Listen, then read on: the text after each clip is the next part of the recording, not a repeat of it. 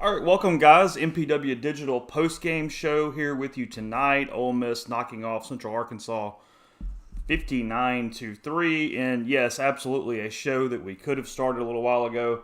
This game in hand from the very first second as this thing gets going. But a crazy day around college football. So we'll talk about all that today. Not sure who's good, not sure who's not.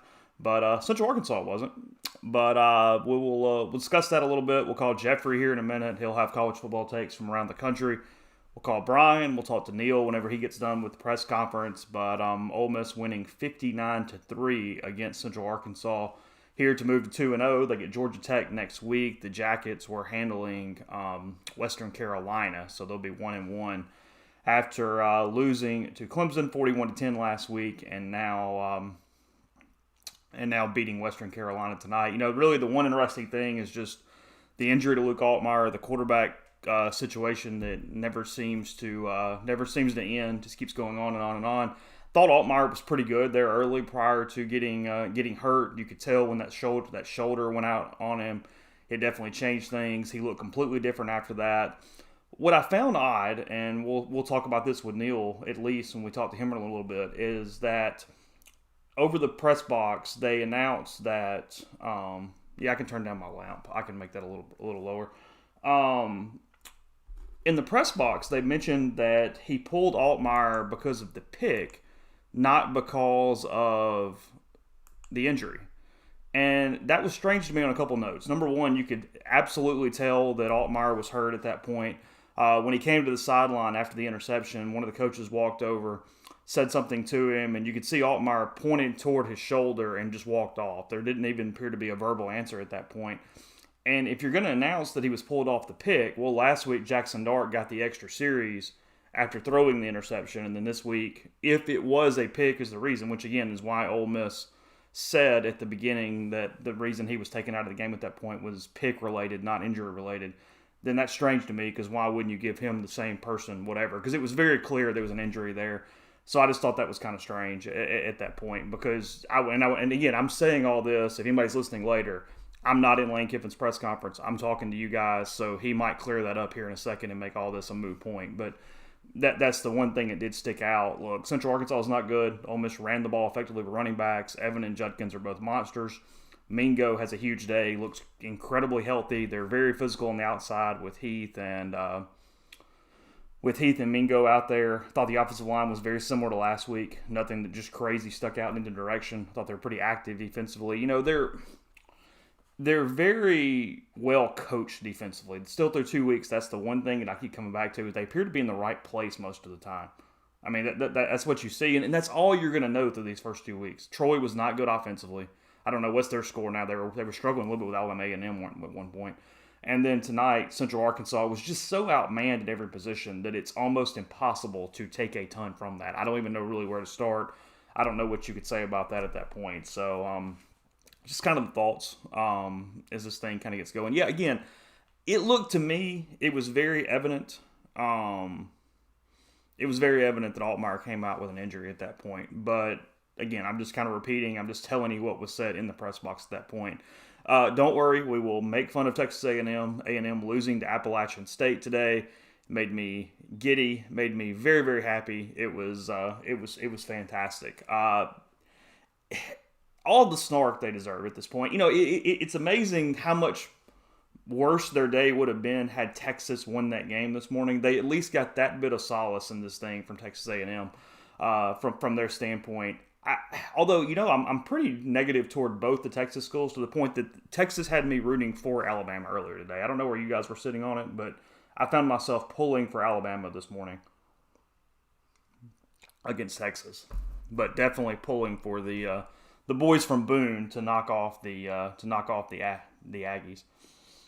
JM says Altmaier has a grade 1 AC sprain. I don't know if you're getting that from a press conference or something, but you're very knowledgeable from an athletic trainer standpoint, so you might be playing a little doc there as well. Let me know where you're getting that from, because again, I'm sort of out of the loop here while I'm talking to you guys. So that's kind of where we're at. Crazy day in college football. Let's get Jeffrey on the horn. Let's talk to him about it. I'll do that now. I'm going to save Anthony Richardson. I'm going to give him. I need to look up his stats. I was watching the game, and I had it on. I saw that Kentucky won. Look, Kentucky's going to be a good game. Kentucky played well today. Arkansas played well today. Those were the two takeaways that really were very clear was those were those two. So let's see. Hold on, let me get Jeffrey. Just give me a second while we're doing this. Yeah, see, I'm different. I actually, I guess I have an overall Texas hatred because I absolutely was pulling for Alabama in that game this morning. I was frustrated that I thought Texas was going to have that type of moment today. But then it got much better once we saw that A&M lost.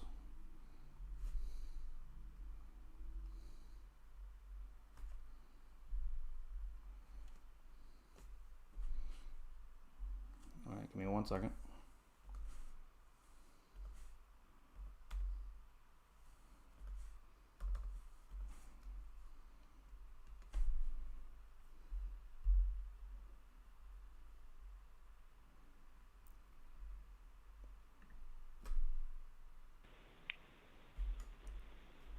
Good evening. Jeffrey, I guess you had money on it this morning, so you were pulling for Alabama for that reason. But if you didn't, who did you want to win that game? Who would I have been pulling for? Yes. I think there's a lot of complicating factors there.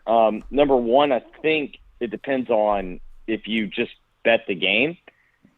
I'm the guy that if I bet a favorite and they're not going to cover, I just want them to lose. Oh. So I would have been pulling for Texas. I don't know.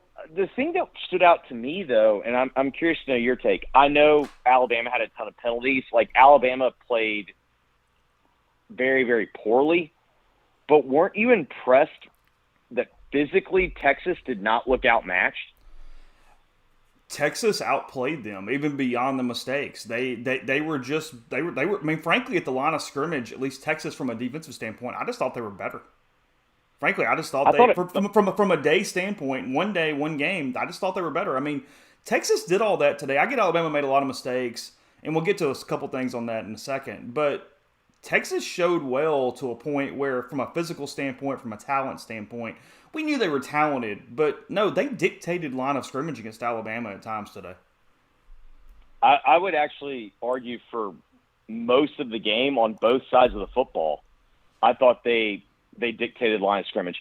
So even on the Alabama's long touchdown run, that really wasn't physical dominance so much as that was a good scheme. Like, they formationed them into the look that they wanted, and then they ran it down their throat.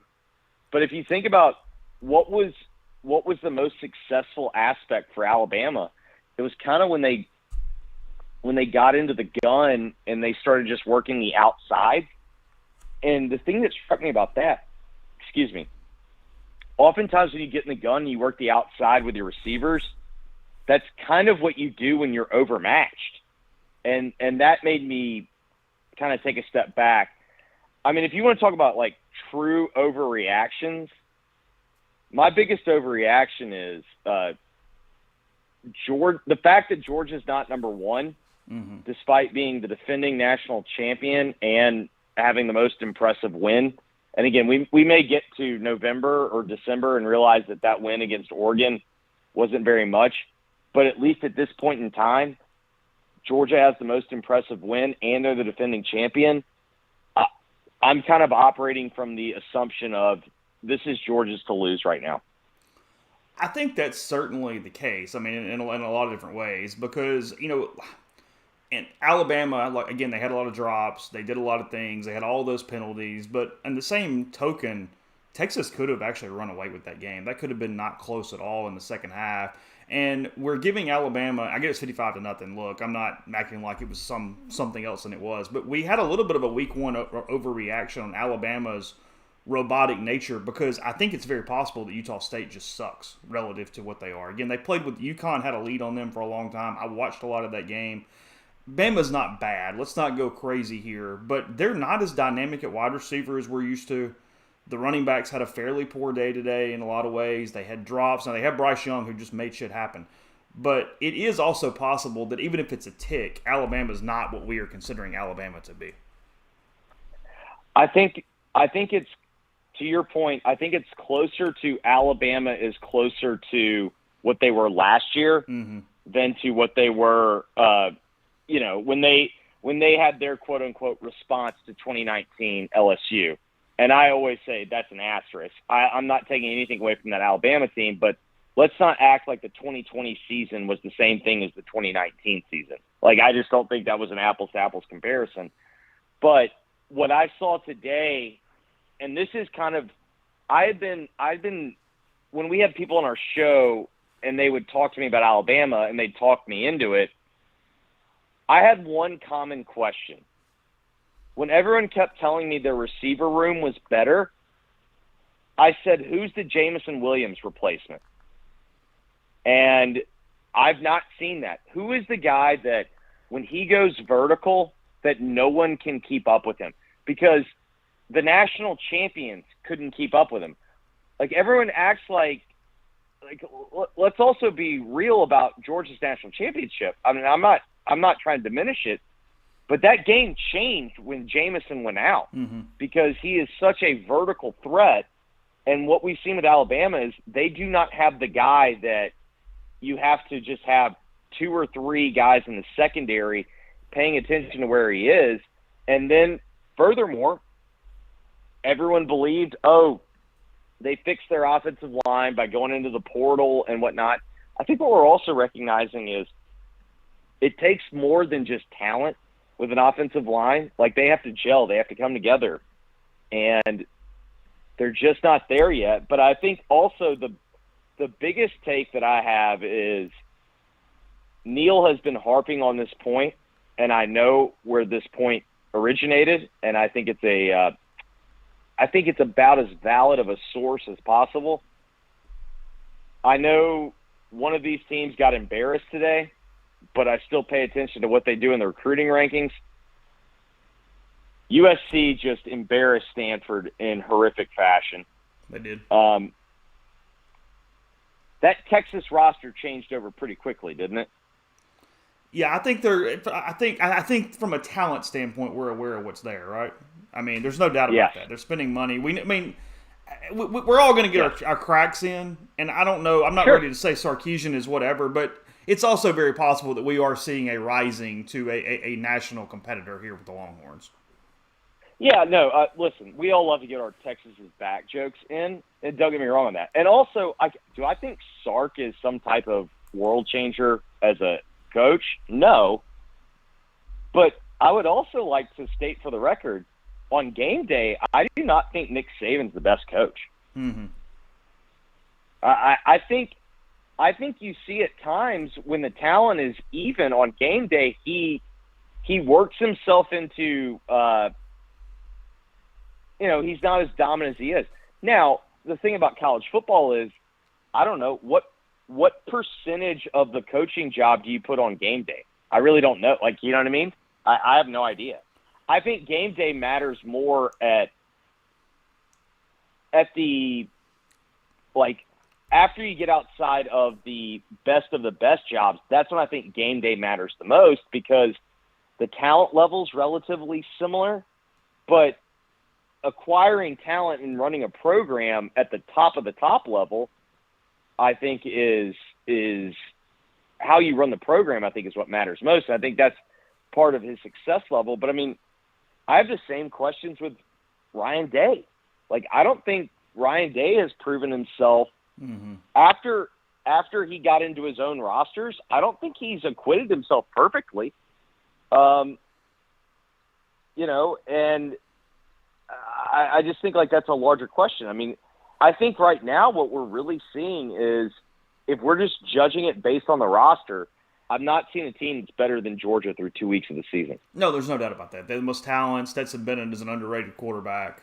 They can do things down the field. I mean, they are the most complete team we've seen right now, and today was a little bit of a pretender. I'm going to get into that with you, but let's do this first, because otherwise I'm not going to come back. Sure. I need to at least hit it. Quarterback competition is over, correct?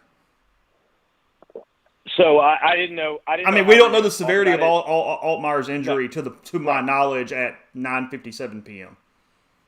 correct. So because Aaliyah asked me when it was 28-0, she was like, "What are you going to say?"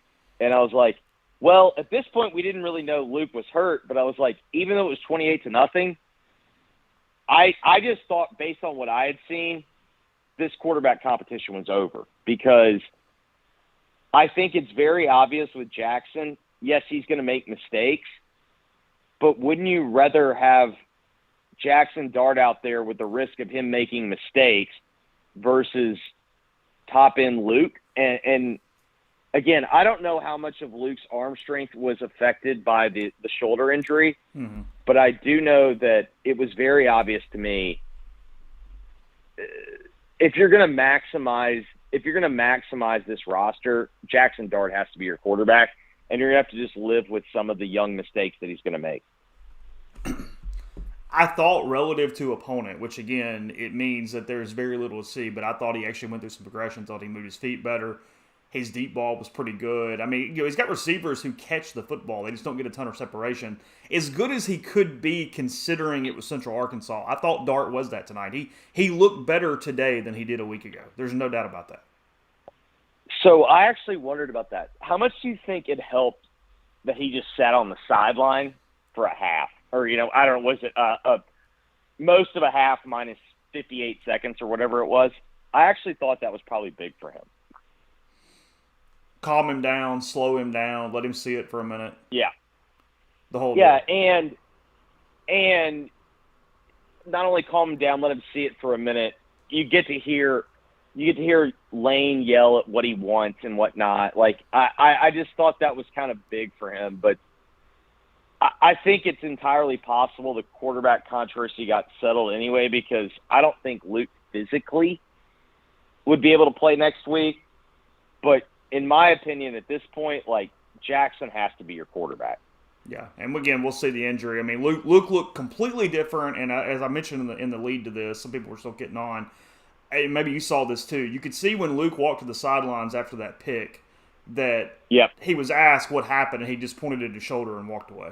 And that was it. Because it was underthrown, and it was a terrible throw. Yeah, and then if you notice, did you pay attention, when they went to the half? He started, he tried to, move his shoulder pads. You know what I mean? I think it's clear that he's got a shoulder problem. And I guess, though, where I would net out, though, is even if his shoulder were healthy, I understand why Lane Kiffin brought Jackson Dart in to win the job. He's probably disappointed that Jackson didn't win the job. But at the same time, as you and Neil have consistently pointed out, he's 19 years old. He wasn't going to come in as a finished product. And I remember when Jackson committed and I came on the show and Neil asked, and I said, listen, he's raw, but I see a lot of what they liked about Matt Corral. I see a lot of that in Jackson Dart, and I just think everyone remembers the best of Matt. I don't think they remember the worst of Matt. Matt was raw too.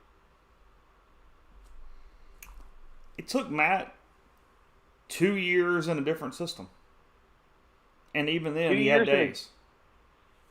I mean, if anyone wants to, act like that this is revisionist history, go pop in the Arkansas tape from, because you and I both agree the LSU. When people want to talk about the LSU game and the turnovers, you and I know what he was playing with that day. It's no, it was a rainy day. He was literally all they had.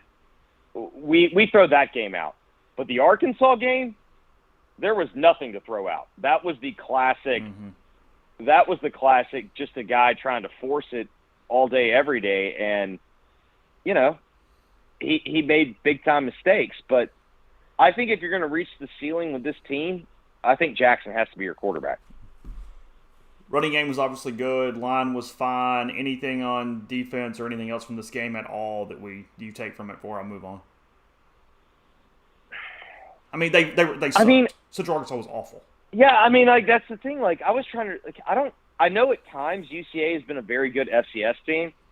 I would not expect them to be a good one this year, right? No, they didn't go over 100 yards of offense until late in third quarter. Now, I do think Ole Miss plays pretty well defense. I think they play assignment football pretty well.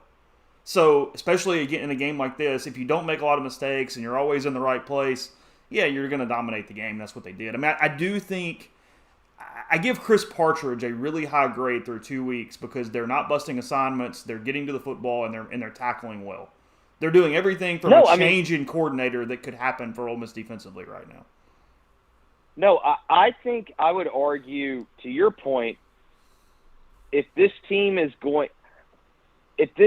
right now for the next month is going to have success, I think it's going to be primarily running the football and playing good, sound defense. Because I think that's what I think through 2 weeks what this team has shown that they do well. I think they run the football well, and I think they play good defense. We'll know a little more next week. But the problem is, the problem is physically, we've not seen anyone that can match up with it. You know what I mean? Like, we haven't had to see this defense go up against a team that is physically imposing to them. So I don't know. And I still think next week it's not a great offense. It is a good defense. I think we'll learn a lot about Ole Miss's offense next week. But I don't know if we're still going to learn anything about Ole Miss's defense. Are Ole Miss's receivers good enough right now? If they continue catching the football, you can win with that. The problem with last year, like if you think about when the good guys got hurt, the problem wasn't necessarily were the receivers good enough. The problem was the guys didn't make catches, and that was the biggest difference to me between the top end of their receiving core and the bottom end. But if these guys continue to catch the football, they're going to be good enough. But, you know, that's kind of the other thing. When your role gets increased, the pressure increases, and do you do the little things right? But, yeah, I actually think if these guys play like they have been, I mean, perfect example for me is Mingo, a guy that's had problems with drops in the past. I felt like he's been pretty reliable thus far. Oh, he's had great hands thus far. No, he's been fantastic. I mean, he has done everything in through 2 weeks that his skill set could allow. He looks healthy. He's really good with body control. He's been excellent. You know, he got some All SEC preseason love, and I think it's been of note so far. I mean, he's been really, really good. Now, you know, where else they're going to get production, I don't know. It's kind of moving around. I mean, you know, Dayton Wade has a good day today, but I don't necessarily think he's the number 2 receiver. They're doing everything in the world to kind of get Jalen Robinson involved. He was on a couple of jet sweeps. I think they're almost trying to still calm him down. I think that he's the guy that transfers into the bigger program and is sort of it's moving fast for him right now. I think you can buy some stock in him, but it's not there right now because frankly he's in his head a little bit. No, I think that's fair. I mean, I like Malik Heath for what he is. No, I did too, but like I thought Malik had, you know. I thought kind of the irony of tonight was I thought one of the best pure throws that Luke made all night, Malik dropped. Yeah. You know, is that kind of, I don't know, is it a skinny post or was it a dig? I don't remember. It was an in-breaking route, like 15, 20 yards down the field. I thought Luke stepped up, threw a good ball, and hit him right in the hands, and he dropped it. But, you know, to me, what it's really going to boil down to, though, is what do these guys do when they are contested? And we haven't really seen that yet. Yeah, Trick had 5 catches, but only 28 yards, scored 3 times. Mingo 3 catches, Wade 3 catches, Heath 3 catches, Robinson 2, Henry 2, and Heath had the 1 drop of the day that you just referenced. Bouncing around, they want us to laugh at it. Jimbo, A&M getting not just beat by Appalachian State. Appalachian State dominated that football game statistically. Tempo, they kept the ball more than 40 minutes. And we can talk about this one loss, but what's it actually telling us about A&M? I think what it tells us about A&M is that still defensively, like I know everyone's talking about the stat sheet. A&M's defense is still very good. Mm-hmm. Like, let's be real. They won the game with, 17 points? Oh, yeah. Yeah. Okay, this is an offense that scored, 61 last week? And I get it. Everyone's going to North Carolina, but like they scored 61. They held them to 17. So what it tells me about Texas A&M is Jimbo, for whatever reason, has some type of attachment to Haynes King. And I even wrote about it in picks.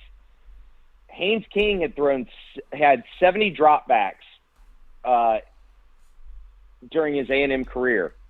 He threw 6 picks in those dropbacks. And Jimbo is just, for whatever reason, committed to this guy.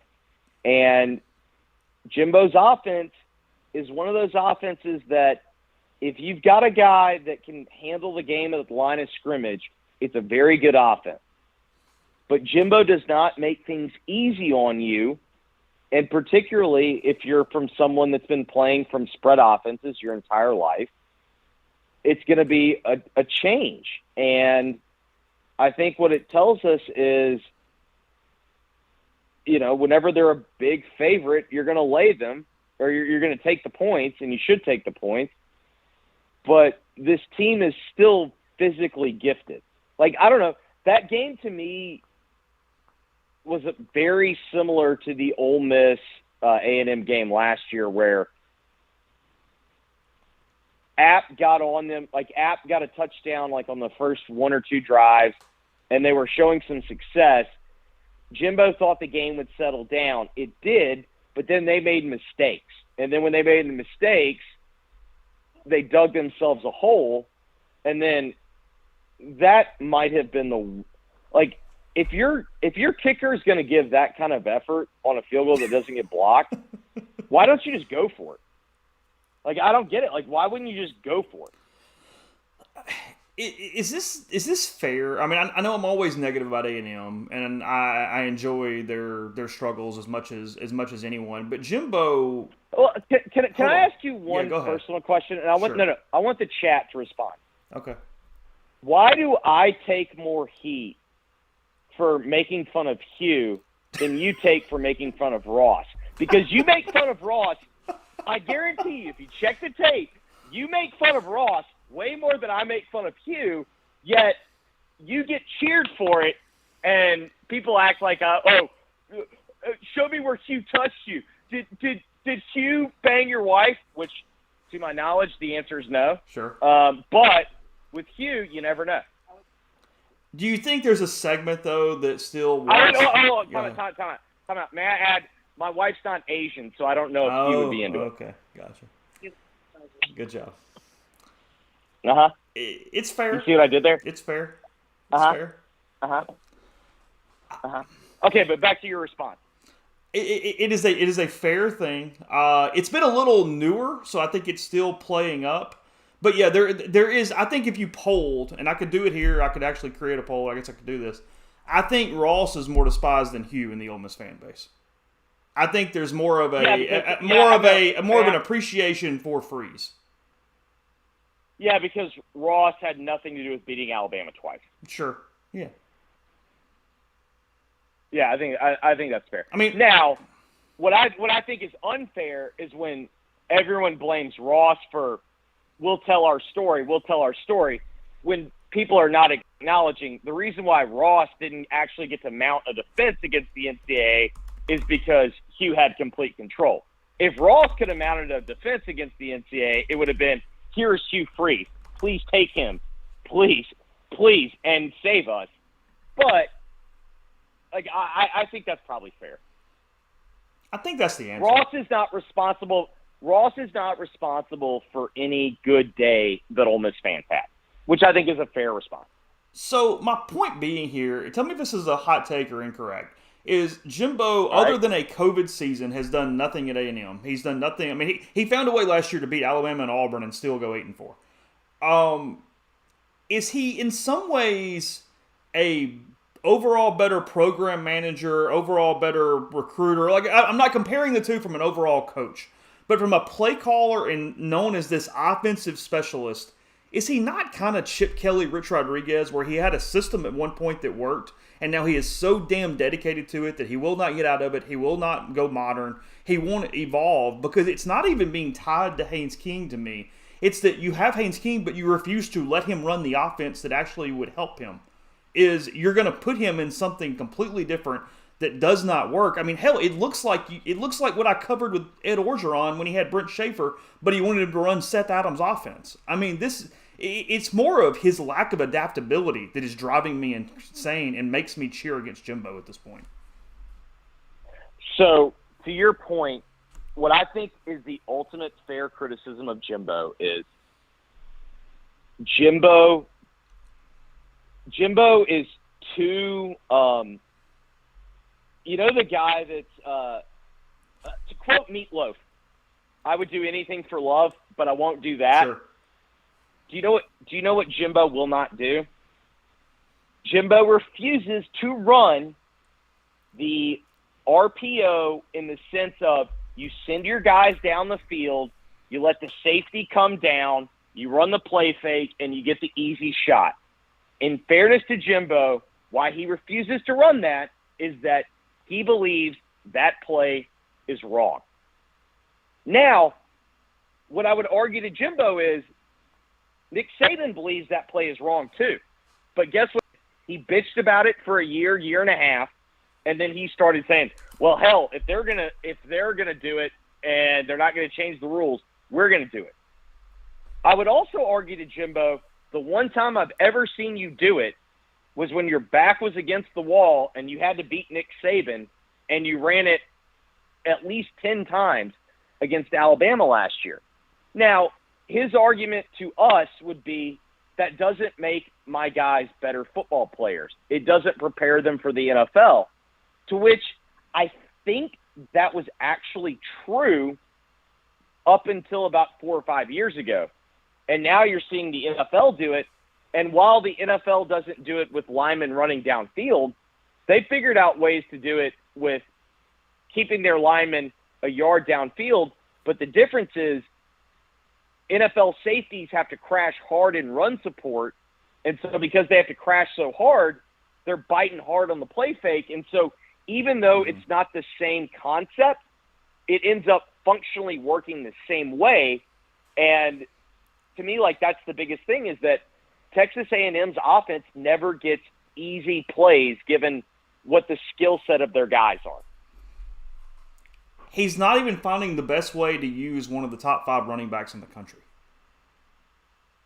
No. He legitimately has a top 5 running back in the country and cannot find a way to make him the bell cow to go beat Appalachian State. No, and I guess my argument to him would be, is like, I understand, like, if you don't even want to do RPOs, like, I get that. But why wouldn't you just go – why would you – like, the Rams really don't use a ton of RPOs. Why wouldn't you just go to, like, the tight formation, outside zone, inside zone, play action? Like, that's not entirely different than your philosophy. Like, I don't get why he wants his offense to look the way that he does. And, I mean, when I say look, I'm not even talking about production. I'm talking about he wants to see it on the all-22. He wants to see it on the tight end zone cam in a particular way, and I don't understand why he wants to see it that way. The stats say that of the stream right now, 81% prefer Hugh to Ross. So that's where we are with the votes at the moment. Yeah, and I think really what it boils down to is, in the end, are you watching FS1? Is that State, or is that Georgia State and Nebraska? Who is that? Georgia State just leapt into the end zone for a touchdown. Oh, I'll switch. I was watching the Baptist against the Mormons. Well, I have that on as well. I got murdered today, by the way. Did you? Yeah, so a lot of the reasons that I like certain games, it was because I thought I should have just taken if I would have just taken the under in every game that I liked, for the reason that I liked, which was I didn't think the opposing offense was going to come in and score, I would have been fine. Where I struck out was thinking, oh, these teams can just run it down their throat.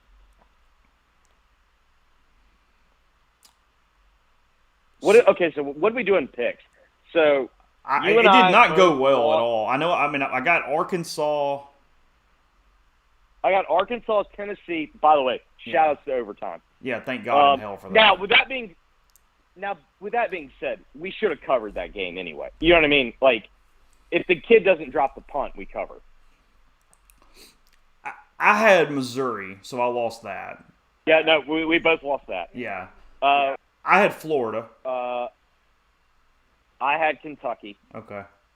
Not to win, but I had Kentucky on the.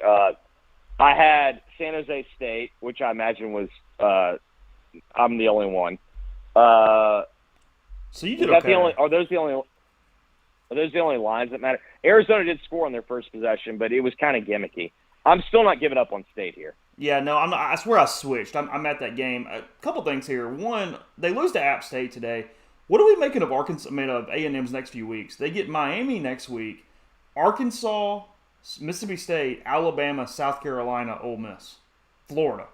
All right, Miami next week, then Arkansas, or is there a gap between Arkansas? No, that's it. It's Miami, then Arkansas. Wait, are they? What's today? The 10th? Yeah. So they have a bye week before Arkansas, correct? Because Arkansas I thought was October 1st. No, it's September 24th. Okay, so then they have a bye week before Bama. Okay. No, their bye week is after Bama. A&M's bye week is after Alabama, before South Carolina.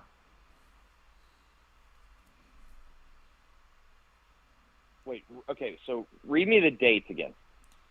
Texas A&M plays Miami on the 17th. Right. Arkansas on the 24th. Okay. Mississippi State on the 1st. Oh! I thought State was okay. Yeah.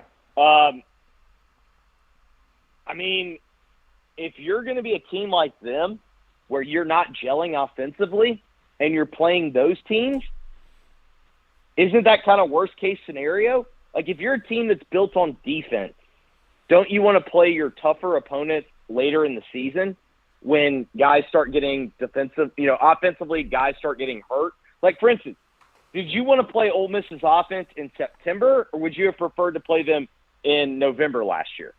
You want to play them whenever you're the healthiest. Correct. Yeah. But, like, my point is, like, typically as the season goes on, offenses get hurt. Yeah. But we've seen kind of defenses stay – like, even, for instance, like, if we want to go back to, like, one of Freeze's years, like, there'd be years where the defense would get banged up, like the LSU game in 2013. And part of the reason why all of us thought, like, oh, this is LSU's game is that their defense was so banged up. Well, offensively, they were still pretty healthy, and they were able to make some big plays. And then defensively, they were able to force turnovers. Like, for me, that's the worst-case scenario for A&M because offensively, they are still figuring out what they are despite being a good defensive team. So, I think if you're someone that thought A&M was going to be an 8-4 team, I think you're closer to being right than being wrong after 2 weeks. Arkansas beat South Carolina. They ran the ball over the Gamecocks. They scored. KJ Jefferson had a nice day. And then Kentucky, Anthony Richardson looked more like the Anthony Richardson that I kind of thought in the season, where he'd have moments, but ultimately have a lot of issues as well. Both those teams, what we potentially think, 9 wins, that kind of deal, or are we overreacting a little bit there? I mean, they both, in a lot of ways, they both did exactly what you would want them to do between Arkansas and Kentucky today. So, with Arkansas, the thing that Arkansas game kind of went to script exactly like I expected it. The one exception being, like, they kind of, in the fourth quarter, just kind of started playing around. But you know what I mean? Like, I even wrote, I was like, to me, this game most resembles South Carolina's game against Tennessee last year. It kind of looked a lot like that for 3.5 quarters, and then South Carolina kind of was – or I'm sorry, Arkansas was just trying to get out of there, and South Carolina does that annoying thing where they don't quit. Now, with Florida and Kentucky, the thing that I thought was interesting about that game, I thought Kentucky would do a better job at not letting Anthony Richardson beat them. I thought they wouldn't lose contain. I thought they would keep him in the pocket and say, hey, can you beat us throwing, big boy? And he couldn't. Mm-hmm. The thing, though, that surprised me, despite Kentucky having the suspensions they did, in the end, Kentucky didn't win that game because of Will Levis. Kentucky won that game because on both lines of scrimmage, man, their big boys beat Florida's big boys. And I took note of that because, yeah, they're not going to beat Georgia that way, but they might beat a lot of other teams that way. Don't you think that's fair? Oh, yeah. I'm not even necessarily putting it in the Georgia category, but if you told me, I mean, from after Kentucky gets that win, and again, who knows, they can lose the game, but if they get out of Oxford with a win, that's a 10-2 team. I completely agree, and I guess for me, the more interesting aspect for me is, are they going to get Rodriguez back? I would have said yes prior to the last 48 hours, and I have a weird feeling it's no right now because they have to, if there's even a question that that's going to lead to something farther down the line, they cannot take that risk because, I mean, I've been on this for 6 months. I think they're the blueprint to get popped here. You and I are so 100% like, sometimes you got to know when to cut a man loose. I mean, no. I mean, you have to protect the program right here. Yes, and for the record, like, let's be real, this isn't a situation where you go, well, if this guy squeals on us, what happens if he squeals at this point? Just cut him loose and then just go buy another one. Oh God, yes. The way they're spending money, right? Figure it out. I mean, right, we're in agreement there. Yeah, like just go get another one. So Nebraska's lining up for a 52-yarder to tie. No. Can we go back to last night? Yeah, sure.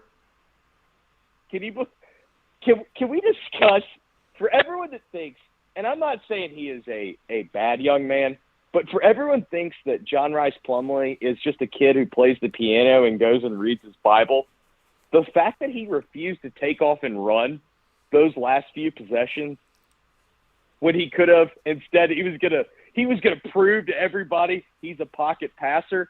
How much did you laugh and smile at that? I know you hate Louisville, but you had to have laughed and smiled at that result.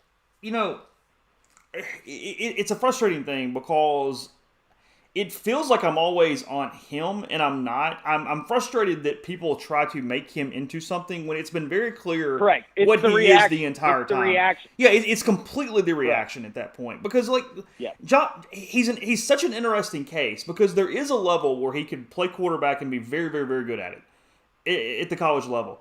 But he's kind of at that Peter Principle point where he stays at this area where he's sort of the ultimate tweener, period, in college football right now. There's not a position where you go, at this level, that makes tons of sense. Okay, so you were not a hard-throwing pitcher. But don't you remember there was a point in which you were like, oh, I want to get people out with my fastball until you recognize I just want to get people out. Mm-hmm. Like, you know what I mean? Like, John Rice is at that point in his life where he wants to prove everybody's been telling him he can't throw for so long that he wants to demand that he can throw, despite just go be what you are. You are a tremendous athlete. You have a God-given gift. There are not many people that can run like you can, that can change directions like you can. Stop trying to literally respond to Twitter when you're playing a football game. I think that's where my frustration is. It's completely that is the frustration. That is completely 100% valid in all ways. I will back John Rice on he should have been able to play baseball. Look, you make your own decisions. Agreed. It's your life. Agreed. Do whatever. I mean, you have to live with those consequences that they're positive or negative. But by God, if you want to play quarterback and be good or bad at it, go do it. Who gives a damn? Sure. Yes. Sounds good. Completely agree with you. There's no problem. Yeah. By the way, Nebraska just lost Georgia Southern 45-42. I watched. Look, here's the deal, though. You still don't fire him before the buyout goes down because you're not going anywhere anyway. What damn difference does it make? So, no, you're not firing him before October or whatever. I think it's October 1, right? Yeah, it is. Yeah, no, absolutely not. It's between 17 million and 8 million. Who cares? No, because I used to work at ConAgra, so I've got a lot of Omaha friends. Here's the real concern for me. So they hired the LSU receivers guy. That's how DeColdis got there. That Oh, guy really? Okay, yeah. has done. That guy has. That guy is a genius. Like he is. He has made friends with the right people. I think Trev Albert's worst nightmare is turning, if you fire Scott Frost too soon and they want to make him the interim,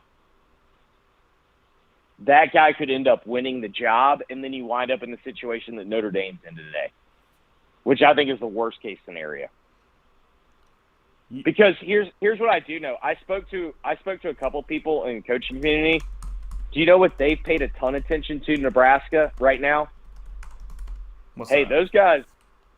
those guys went into the transfer portal pretty good. Translation. Oh, I think I can get some players out of there. And I think I can turn that roster over pretty quickly. And I think I could do pretty well there. I think they could wind up getting a better coach. Because in the end, Notre Dame gave the job to Freeman because they didn't want to wait a month for Fickle.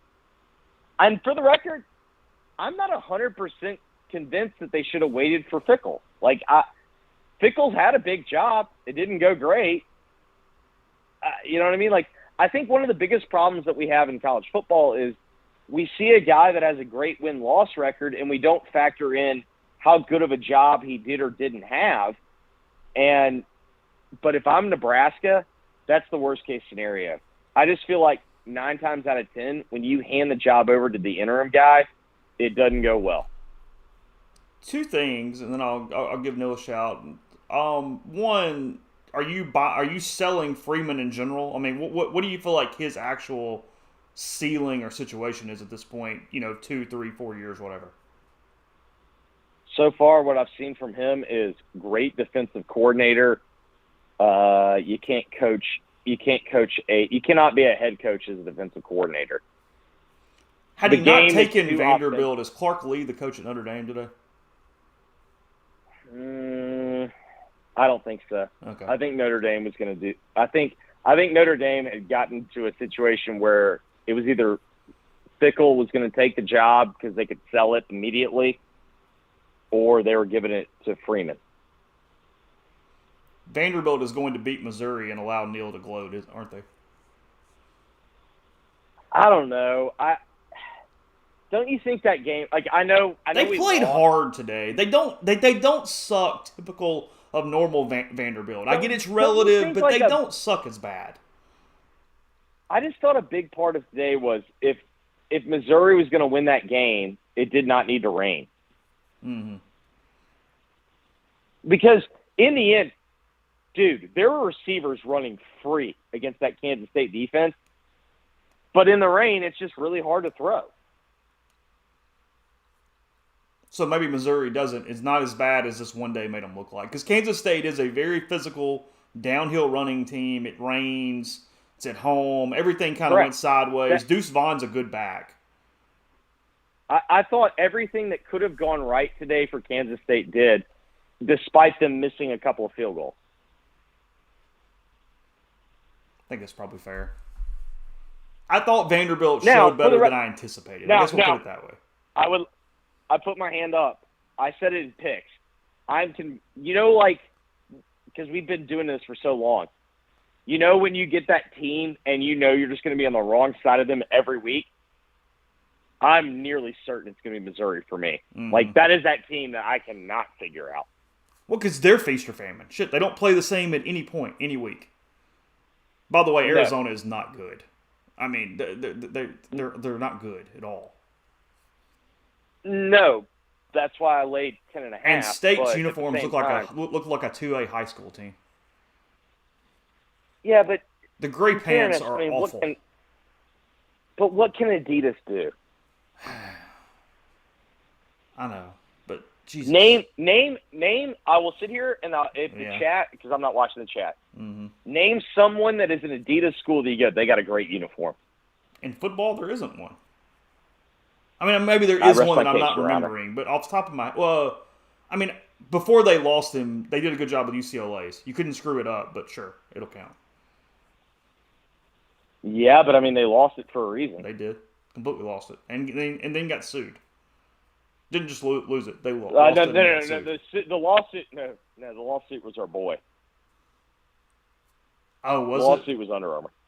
Oh yeah. Oh, that's right. That is right. Yeah. Oh yeah.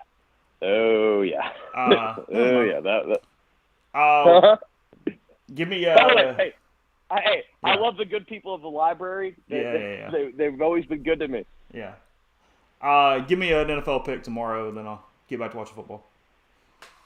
Okay, am I an idiot? How does Chicago block San Francisco's defensive line? Chicago's not blocked anyone this entire preseason. The Niners have one of the best offensive lines. Like, what am I missing there? What's the line? 7. Oh. Trey Lance. Yeah, I mean, I think that's the answer, right? But, I mean, as long as they just run the football fine, right? There's a chance they're just weird because of Lance and Garoppolo and the whole thing. I mean, I'm with you. That's the pick. But if you told me that it went sideways on us tomorrow, because that could in a hurry, it's something where they just are completely discombobulated because of their stupid quarterback situation. I guess the other obvious pick is fade the Giants, but the reason why I'm not telling anyone to do that, even though I've got a very good feel for what the Giants are, I think Dable's a good coach, and I think Dable's going to know how to keep that game kind of close. So I'm staying away from that one. I don't know. I just think tomorrow's a weird day in the NFL because there's just so many road favorites. And it's week 1. I think week 1 is a weird week to begin with. I think this week 1 could get really weird. Mm-hmm. So we're going with Bears, though. I mean, 49ers. And if you want an underdog, I kind of like the Steelers getting 6.5. Oh, Trubisky. Trubisky, here's the deal. Trubisky's biggest problem is that he got drafted before Mahomes and Deshaun. Yeah. Well, no, but 100%. Yeah. But I think history's been a little bit kinder. Like, when you realize, the Bears were such a freaking mess. He did kind of decent there. It's not like he was a great player, but you know what I mean? No, it's 100% relative to draft. It's very similar to Daniel Jones. Aaliyah pointed this out to me. The Barstool Sportsbook has pointed out a $100 money line Fun Belt parlay of Georgia Southern, Marshall, and App State would have only paid out $118,000 today. Oh, good. I doubt anybody actually took them up on that, but fair enough. So. I do think it should be pointed out, though, the Fun Belt leadership, when they did the move of, hey, we're going to focus on – we got these 2 geographical areas. We're going to focus on, the D.C. Appalachia area, and we're going to focus on the actual Sun Belt. I think it's been a pretty smart move on their part. Oh, it's been great. I mean, they are absolutely the preeminent Group of 5 conference, and they're going to have teams that do this ever so often. There's no doubt about that. So, all right. Good luck with the Bulldogs, bud. All right, buddy. We'll talk. All right. Call Mr. McCready now. Give me a second to do that. He is ready to go. I got the all clear, and we'll find out what Lane said, what was going on tonight at the game, and then we'll bounce around the league with him as well.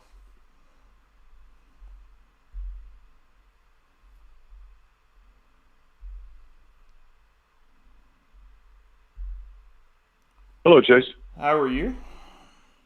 I'm good. Came home to write some more riveting commentary from 59-3. Super excited.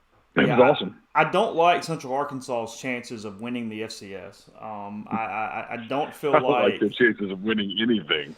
So I put a poll up. Are you in the chat? Did you see the poll before I asked the question? I have not. Okay. Jeffrey had asked me why he gets more flack for criticizing Hugh than I get for criticizing Ross, because we were obviously having a good time with Texas A&M's day today. And I said it's because Hugh is more liked than Ross. What do you think the poll was that asked, who do you like more, Ross Bjork or Hugh Freeze? Oh, I would guess it's overwhelmingly Hugh Freeze. It was 80-20. Yeah. Yeah. I would think at least that. Yeah. Okay. Hugh won games for Ole Miss fans, so a lot of them sort of forgive him the fact that he wrecked the program and sent it just careening down the rails because he won those games. They view Ross as somebody who was just sort of a corporate shill who didn't really do anything for them. Yeah. Well, and frankly, my thing's more Jimbo than Ross. I just don't like Jimbo at all. For someone that I don't actually know. I mean, Ross and I are. I was really proud of him. Do what? You probably haven't read it yet, but I was pretty proud of my little line in my column about Texas A&M. All the talk about them being Texas 8-4. I said after today they might be lucky to get to 7. Yeah, that was their day could have only been worse if the Bama kicker misses a field goal, and then it is like it is Armageddon for Aggie fans today. I mean, just call it in. It's over, done, whatever. So, what did Lane say? Do we have any clarification on this quarterback thing? Because I understand what you wrote in the column. I understand what media relations said. That makes no sense. Luke Altmaier was clearly injured, and it rides on the back of last week when Dart gets another series after the pick. Luke not getting the same thing if it was not for injury status completely does not compute to me whatsoever. Yeah, I don't know what the hell happened as it pertains to the message that was delivered, but after the game, Kiffin said that they felt like Luke was hurt. He stayed in. I don't know when exactly Luke got hurt. I don't know if it was on one of his runs or on that sack where he basically got clotheslined. But they said that they asked him at halftime if he wanted to go back in, and he said he wanted to, and he would if they needed him to, but he wasn't 100%, and so they didn't put him back in. What they told us at that point was that he had an upper body injury and he was being evaluated. And he obviously didn't return, and, the rest. Dart played a whole bunch. And Lane, as it pertains to quarterbacks, said that he would have to go back and look at the film moving forward before he made a determination. He was complimentary of both quarterbacks. He was complimentary of Luke's work leading up to the game. And, I thought Luke started the game pretty well, and then I don't really know what happened. And then Dart was sort of the opposite. I thought Dart started kind of poorly when he came in, and then I thought he ended up playing pretty well. Had some big plays downfield and stuff. I didn't think either of them were just like great. I mean, they both look like guys who their best football is probably still in front of them. I mean, they both look like guys that still have a lot of work to do, a lot of refining to do. At least that's my opinion, but I'm certainly far from a quarterback guru. Do you believe this is still a competition? Not really. But, I mean, I haven't thought it was a competition for a couple of weeks now. I mean, I think he wants to play Dart. I think Dart has the higher upside. I did think Luke threw the ball down the field fairly well early, but then there were a couple of throws late where the ball just didn't get there.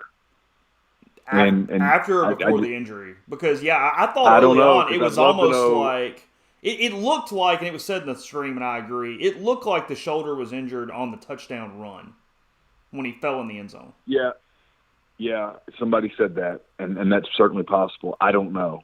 And then I'd have to go back. It was hard to stay riveted to 59-3. Throwing the ball down the field was certainly an impetus for him early. He was trying to do that. There's no doubt about that. He was doing it, and he was doing it effectively. Yeah. Frankly, he was more accurate in that little bit of time than Dart has been. And then whatever happened. And there was one throw in particular where the receiver was open down the field, and I can't remember. And the ball, Luke made the right read, and he released it on time, and the ball just didn't get there. And so he must have been hurt at that point. And then on the interception, as you pointed out to me, Weiss came over and was going to talk to him about it. He pointed at what appeared to be a shoulder. Mm-hmm.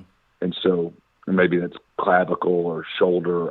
Beats me. I don't know. But Yeah, because Jeffrey pointed out, even going into the locker room at halftime, he just went to adjust his shoulder pad on that right side, and when he did, he grimaced, he winced. You could see that he literally couldn't even move his pad off of that collarbone, clavicle, shoulder, or whatever, and it was causing pretty significant pain, it appeared. So that's going to make another. If Luke is out for any period of time, and I'm speculating here, listen, the part of this team that's not getting the criticism, and when I say criticism, I mean kind of just the evaluation that I think it probably deserves, is the offensive line. They've just not been great. No, they've been. And they're going to have. They've been very average. Well, they're going to have to play better than that here soon. I mean, they've got a couple of weeks. But then that Kentucky team, I don't know whether you and Jeffrey talked about it or not. That Kentucky team, there's a lot of hype on Levis, and there's a lot of talk about what's going on with Rodriguez and the NCAA and stuff. Here's what they are. They are really good up front on both lines of scrimmage. Mm-hmm. They are really physical. They have an identity, and their identity is they will absolutely wear you down and dictate their will against you. And so you have to be good up front on both sides of the ball against Kentucky. And, I mean, listen, that game's going to be a zoo. I mean, Kentucky's going to be undefeated. Ole Miss is going to be undefeated. It might end up being the big game. I guess it sort of depends on probably what happens with Arkansas and Texas A&M on the 24th. But, that's going to be a really big game. Oxford's going to be a zoo, and that's going to be a wild environment. It's Kentucky. The style of play that they play is really conducive to winning on the road, as you saw tonight in Florida, because of how physical they are, just the way that they kind of, again, I hate to be repetitive, but they just sort of exert their will physically. No, I thought that Kentucky and Arkansas today won with physicality on the lines of scrimmage, and yes, having an identity that's been around. In Arkansas's case, I get it. It's not 10 years or something, or it's not anything like Stoops, but for the most part, knowing who you are and executing against teams that are still trying to figure that out in some way. Arkansas was just better than Carolina. Carolina did a pretty good job to even keep that as close as it was, and then Florida was more like the Florida that we expected. Not that they was going to suck or were bad or anything, but Richardson was not a Heisman candidate tonight. Kentucky was able to get to him, rattle him, dominate the line of scrimmage in some different ways. And, look, Billy Napier is in the early part of his tenure here. They are not situated from a talent standpoint all the way across the board. I thought that Arkansas and Kentucky are both setting themselves up for a couple games where if they win them, they can chase those 10 wins for sure. Yeah, I like Kentucky's chances to get 10 better than I like Arkansas's, because I like Kentucky's defense better than I like Arkansas's. Sure. The narrative on Arkansas was that they would fall off offensively because Traylon Burks was gone. Truth is, they're better offensively than they were with Traylon Burks because they have so many other people who contribute, and they're really good up front. Defensively, I don't think they're particularly good up front. Now they're better at linebacker. The Sanders kid who transferred from Alabama was a stud today. And they're okay in the backfield, but like Catalan's out, I think, for the season. The kid from Georgia that transferred behind him got hurt today. I don't know what his situation is. They're starting to get really banged up in the secondary, but so I think that's going to catch them. Kentucky, on the other hand, if they get out of Oxford with a win, shoot, man, 11 wins are on the table. Yeah, you're a Tennessee win. I mean, the only team that's on their schedule the rest of the way that you look at it and go, no way, is Georgia. And frankly, I wrote this about kind of Ole Miss tonight, and I don't think we know what Ole Miss is right now. They might be really good and we don't know it. No, they're talking about it. They're talking about it in the chat right now. Ole Miss has been so vanilla and has not tried to run up the score, has not tried to actually run offense scouted against the defense they are playing. They've been all about themselves and stuff scouting and looks that, I mean, Ole Miss may have a gear we just haven't seen at this point offensively. Yeah, they might be a great team. Because they do have two hellacious running backs. They do, absolutely. And they might be an average team and we don't know it. It's just too early to know. I think you get a clue on some of these other teams what they can be. And what I was going to say about, the West is I mean, I wrote this about Ole Miss, but I guess it applies to Arkansas. It applies to other people too. I mean, we went into this week thinking, at least the last 2 weeks, thinking Alabama's this juggernaut, and that Texas A&M is this potentially different team because of all the athletes on their field and blah, blah, blah. Alabama's not a juggernaut. What you saw today was the greatness of Bryce Young. Otherwise, they lose. Sure. He willed them to a win. I mean, the play that he made on that final drive to somehow avoid getting sacked was just remarkable, because if he gets hit right there and he goes down, they lose the game. Sure. And then, A&M, I mean, if A&M played Arkansas tomorrow, if A&M played Arkansas tomorrow in Arlington, I think you'd pick Arkansas. I think so, and too. So, I mean, and hell, if Arkansas beats Arlington, Texas A&M in Arlington, holy hell, at what that place will be like when Alabama comes up there the next week. I mean, the West is up for grabs right now. I mean, that's, to me, the big storyline of the day, if you're an Ole Miss fan, is no, you don't know who you are, but if you're good, I think the ceiling's a lot higher than what people thought it was just 2 weeks ago, because those two teams, I mean, look, Bryce Young's fantastic, and as long as he's out there, they've got a shot. Sure. But they are down at running back, down at receiver, and they have not gelled along the line yet. Dude, their offensive line sucks. Yeah. I mean, if that offensive line wore Purdue uniforms, nobody would talk about them in hushed tones. Mm-hmm. Their offensive line's not good. Young's a fantastic player. He wills them to win. He's now done it twice. He did it against Auburn last year, and he did it today, where every other facet of their game they got beat, and he is a special college football player. Yeah. But the rest of them, and then A&M doesn't have anything. Like, if I'm A&M, nothing against the King kid. I'm sure he's a fantastic young man, and his parents are very proud of him, but I'd have to let Max Johnson get a look. Yeah, I'm going to ask you about that, because that's Jeffrey. Russell, thanks for the super chat. You got several of those in there. I wasn't trying to miss you. You said Quinshawn's the best player on the team. Quinshawn is definitely, if I was doing some sort of career stock draft, he would be my first pick if I got him for his career. There's no damn doubt about that, for sure. Yeah. I mean, he averages over 10 a carry, and for a freshman, I wrote it in observations, his physicality and his balance are about as good as I can see. I mean, it does wonder why in the hell Auburn and Alabama did not pursue that kid more, but that is one hell of a gift for Ole Miss right now. Yeah, I'd love to know what their evaluation showed them. That's why people make fun of rivals. People make fun of rivals with the 3-star, and I'm always like, hey, hold up. Alabama and Auburn didn't offer him. So there was something. There's something that a lot of people saw. That a lot of people missed, because that kid is special. Oh, man, he's something else. It's it would be him. It would be him, Igbinosun, and Trigg if you were drafting like on a long-term deal. Who would be the guys you would take? It would be those three guys. Those would be the three. I'm not ready to say Judkins is 100% better than Evans. Right now? Yeah, today. I don't know, man. I know. If you don't have to be, that's fine. It's a free country. I think I'm ready to go there. Are you?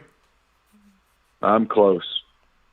Yeah, Russell comes back again. Thanks, appreciate it. He says he's better than Evans. Yeah, I mean, he has looked better than Evans through 2 games. There's no doubt about that.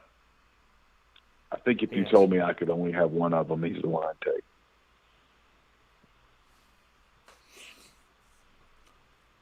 They still fed them too early. Bentley got some late carries, but that was it. Yeah, and Bentley's a good back. Bentley's a change of pace. Bentley's a good back, but he's. I mean, Judkins is so physical. Frankly, he kind of reminded me today of just his dominance, sort of like the kid from Arkansas that just South Carolina couldn't stop.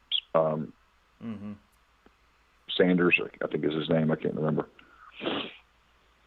I mean, sometimes you just see a back who can dominate a game, and that's a hell of a catch. You got a foot in. He keeps his feet so damn well. takes on contact, finds a way for the extra 2, the extra 3, the extra 4, runs through people. Yeah, he runs through people. He likes the contact. If there's one thing about him that you every once in a while like to change, you'd like to say, hey man, don't always drop your shoulder, and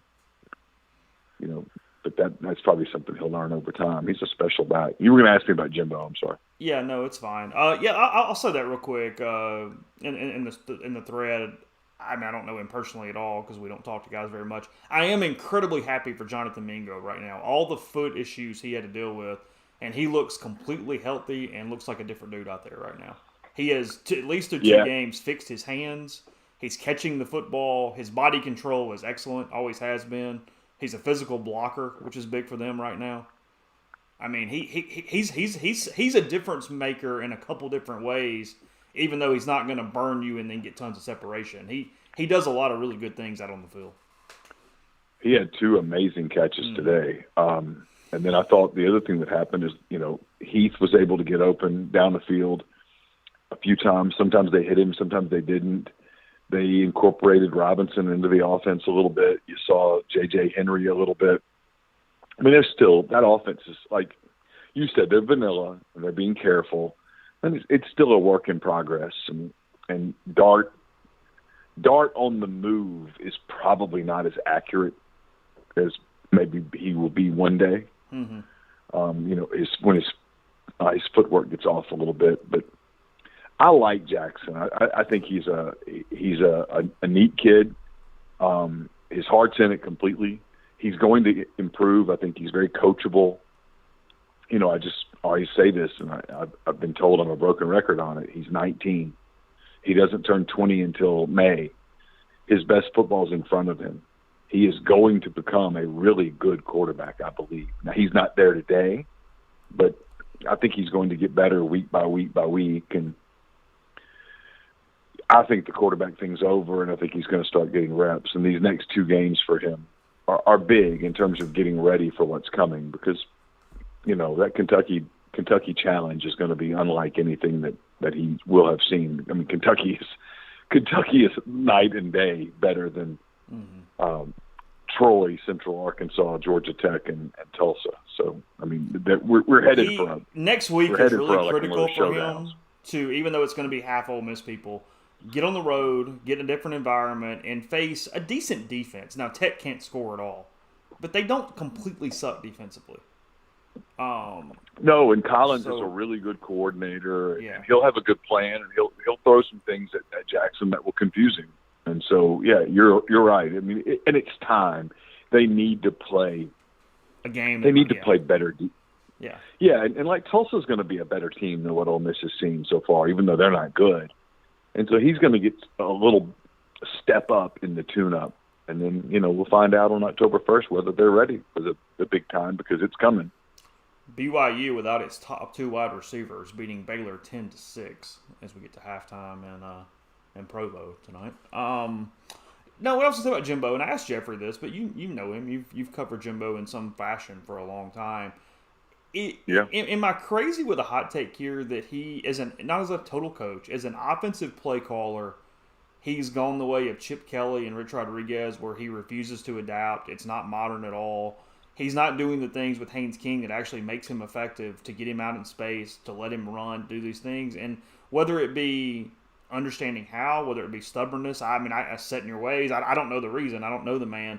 But he is limiting Texas A&M because of his own offensive play calling at this point. Yeah, so I've known Jimbo since 1998. My first year on the Auburn beat, he essentially was the offensive coordinator at Auburn. And I knew him at LSU when he was on Saban's staff. I've known him a long time. And I think, so it's 2 things. One is you have to start to wonder if the modern game has passed him by a little bit. He is stubborn.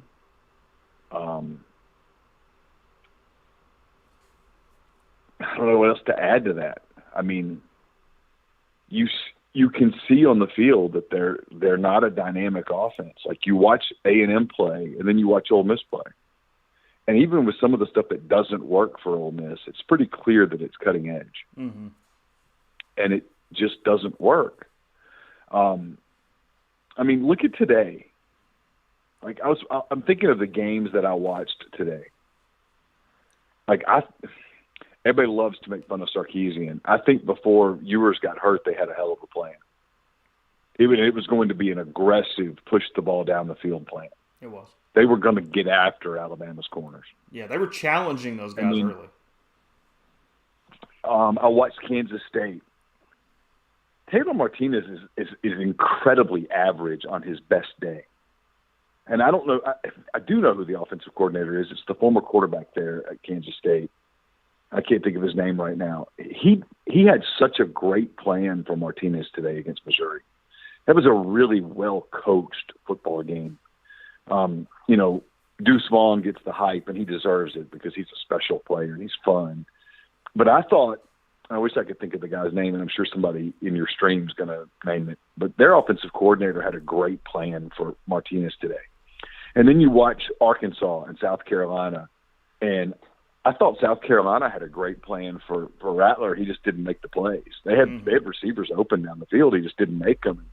You watch the game that Kendall Briles calls with KJ Jefferson, and it's really strong coaching. I mean, I know people don't like certain teams or whatever, but that was a really well-coached offensive game plan for Arkansas. And then you watch A&M, and it's like taking a step back in time. It's not modern. It's not playing to the players' advantage strengths. It's not finding an advantage and going for it. It's just, I'm going to do this my way, and I don't think that works. And A&M was boring.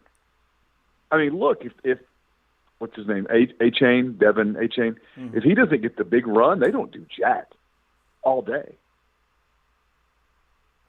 I mean, that's a problem. They have problems. Listen, I think they're going to lose multiple games. Well, Jeffrey, because I don't through think their schedule, their next 7 weeks are just hell. Look, it's hell. They won't, but they could lose their next 5 games. They won't lose them all, but they could. Yeah, Colin Klein. I mean, Miami's not a gimme. Yeah, Colin Klein. He had a great plan with Martinez. Because Martinez can't just line up and go slinging around and beat you. So you've got to take his strengths and you've got to utilize them and you've got to pick your spots. And I thought he did. I thought they had a great plan against Missouri. And Missouri sucks. But the coaching part of it was really smart. Yeah. You could see it. And then, when you flip over and you watch, like I was saying, Arkansas with Kendall Briles, I mean, you can see really strong coaching and play calling and schematic and thinking ahead and all of those things. Yeah, you don't see that with A&M. A&M coming up is Miami, Arkansas, Mississippi State, Alabama, Florida, Ole Miss. They could lose all 6 of those games. Yes. They won't, but they could. They won't win them all either. No, hell no. I mean, so if they go 3-3, and 3-3 would be an accomplishment right now in those 6 games. That's 8-4, and with LSU still to go. I was going to say, you're giving them LSU right now, and I'm not. I know. I mean, because I guarantee you a Brian Kelly team will get better over the course of the season. Oh, sure. Yeah. There's no doubt about that. A lot of upsets, a lot of stuff today. I think we don't know about Georgia for sure, but otherwise, I think we just got a bunch of teams in a glob, and it's going to be a fun season. Like, yeah, I think we have a little more parity than we think we do. Yeah, Georgia's the best team. Vanderbilt, Missouri. And I kind of mean nationally, not even SEC. Oh, yeah. Oh, shit. I mean, you look at Washington State beat Wisconsin today. Hey, by the way, I celebrate him a lot. Like, I think he's really damn good, and he's going to do enough there to get out and get a good job. And it's probably an elite coach for a long time. Kansas dominated West Virginia today. Well, I was going to tell you. Lance Leopold's done a hell of a job. I was talking to someone in football circles last week about a bunch of stuff. And he goes, hey, I'll tell you what. Get your Kansas jokes out of the way now. And I was like, really? And he goes, yeah, I'm just telling you, that guy's going to do a really good job. Now, Lance Leopold's name's going to come up at Nebraska. Sure. Lance Leopold's name's going to come up at Missouri. It's going to come up. And I don't know that Kansas can keep him. No, because, look, he's going to get SEC looks. There's no doubt.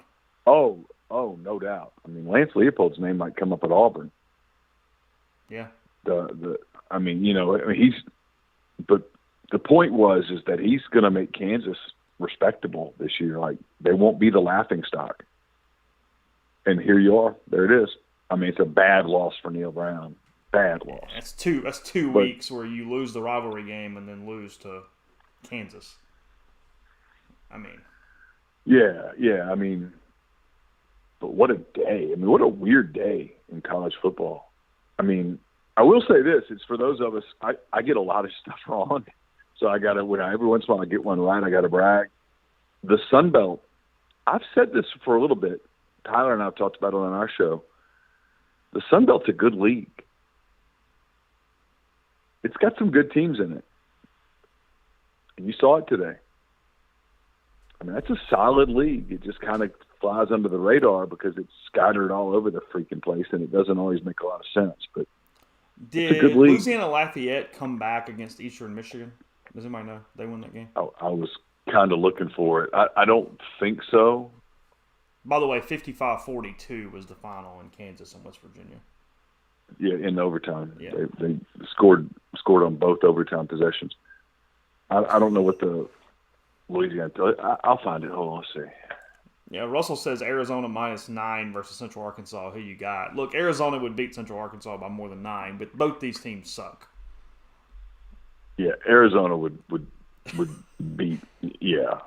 But, it's 28-21. ULL leads Eastern Michigan 28-21, 14:08 to go in the fourth.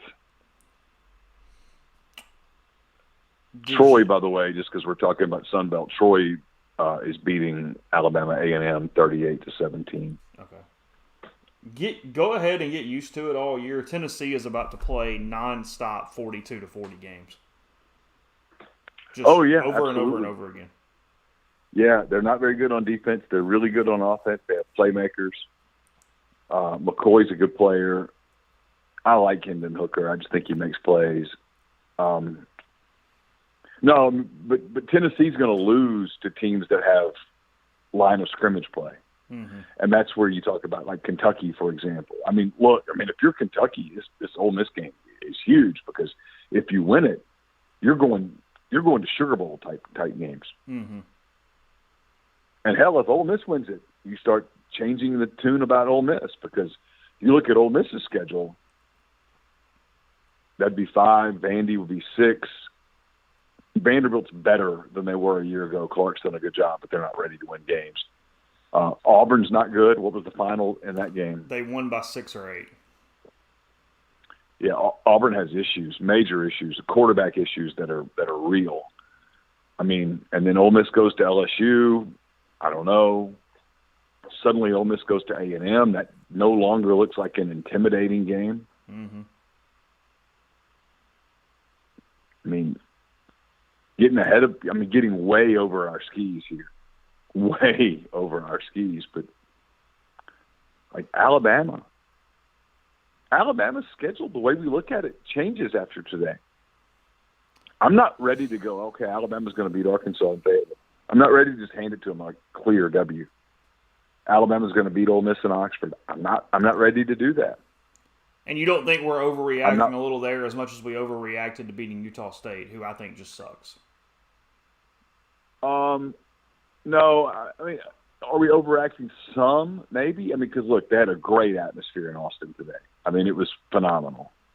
I mean, that place was jumping. We can all make fun of Texas, and I enjoy making fun of Texas as much as anybody, but the atmosphere was fantastic. And they were ready, and they had a hell of a plan. But the bottom line is this. Ewers goes out, and they bring in Hudson Card, and Hudson Card is never playing anything resembling professional football. He's not a playmaker. And so Texas's defense, which is not the strength of their team, Texas's defense had to be what did it, and they damn near did it. And Alabama got some calls, too. Oh, like there was a face mask that didn't get called that took points off the board for Texas. The hold on Bryce Young's run. Yeah, there was just stuff there that, again, I don't have Alabama's schedule in front of me, but I think Alabama goes to Arkansas, Oxford, and Knoxville. Okay. I'm not ready to give them all three of those games. Speaking of, and again, I've been harping on this because I, for some reason, watched them play their opener, and I thought it meant more about them. Utah State is currently losing 35-7 to Weber State. Yeah, so much for Blake Anderson getting the big-time gigs. He picked a really bad year to suck. He was 1 year of being pretty good of getting a gig. And that is gone now. So, yeah, I'm pulling up the Kentucky. I don't know why I'm kind of interested in this. It feels not. Like now Rodriguez will definitely miss the Ole Miss game, by the way. Yeah, I heard a little bit about what that's about, and it's not NIL. It's NCAA. It's NCAA. I don't like his chances to play. Certainly not. If you told me he missed 6-7 games and then played, I'd be like, okay, maybe. If you told me he didn't play any at all, I'd buy it. But I don't think he comes back anytime soon. But, hey, they got 14. Cavassier Smoke ran 14 times for 80 yards. Levis was just 13 of 24, 202, a TD and a pick. But they really controlled Richardson. He was 14 of 35 for 143, no TDs, 2 picks. Florida rushed the ball 30 times for 136 yards. Kentucky only rushed it 38 times for 70 yards, but it just shows you that when they needed something, they got it. That'll be a hell of a game. It's going to be a hell of a game. I mean, I think Ole Miss will be favored, and Oxford will be a zoo, but that will be a massive SEC game. And the only one that day that could potentially be bigger is if Arkansas beats A&M. Arkansas would get Alabama in Fayetteville that day. And, I mean, I'd pick Alabama over Arkansas, but if you told me today that Arkansas won that game, I'm not completely stunned.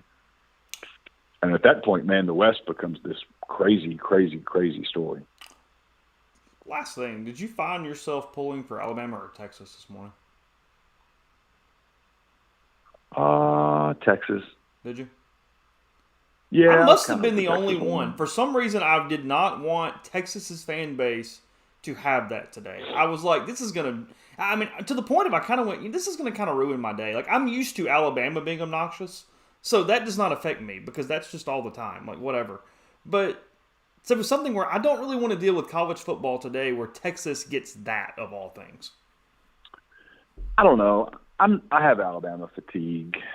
I mean, I'm not a big Texas person, obviously, but whatever. I mean, they're not in the league, and when they get in the league, the day in, day out of this league is going to eat them alive at first. They'll have to adjust to it because that happens to everybody. Sure. I mean, just you see it. I mean, like we've been talking about these different teams, right, in the league. That Texas saw it last year when they went to Fayetteville and kind of thought, oh, this will be easy, and they got just absolutely smoked. And the first time they go to Starkville or something, that's going to happen to them. You book it. It just is. I mean, the league's just so deep with teams that can get you and good coaches and all that stuff. But I've got Bama fatigue. I mean, the West would be a lot of fun if Alabama got a couple of losses and suddenly there was a different game later in the year that was the one everybody was talking about. But look, right now, the way Georgia's playing, it doesn't matter. In terms of the league race, it just doesn't matter. And you don't think we're going to have that deal where we kind of see them come back to? You think it's possible they just look like that all year and it's okay, fine, whatever? I mean, I don't know. They'll come back down to earth a little bit. But, I mean, like you watch Alabama today and then you watch Georgia last week and even Georgia today in Sanford where they could have scored 8,000 points. And maybe at some point you go, you know what? Kirby's been winning the recruiting battles to the point that he's got a better team. He's got more players. Mm-hmm. Next week, we get what? We got a couple. We got State LSU next week. Yeah, State LSU. Let's see. I'll pull it up. I'm curious myself.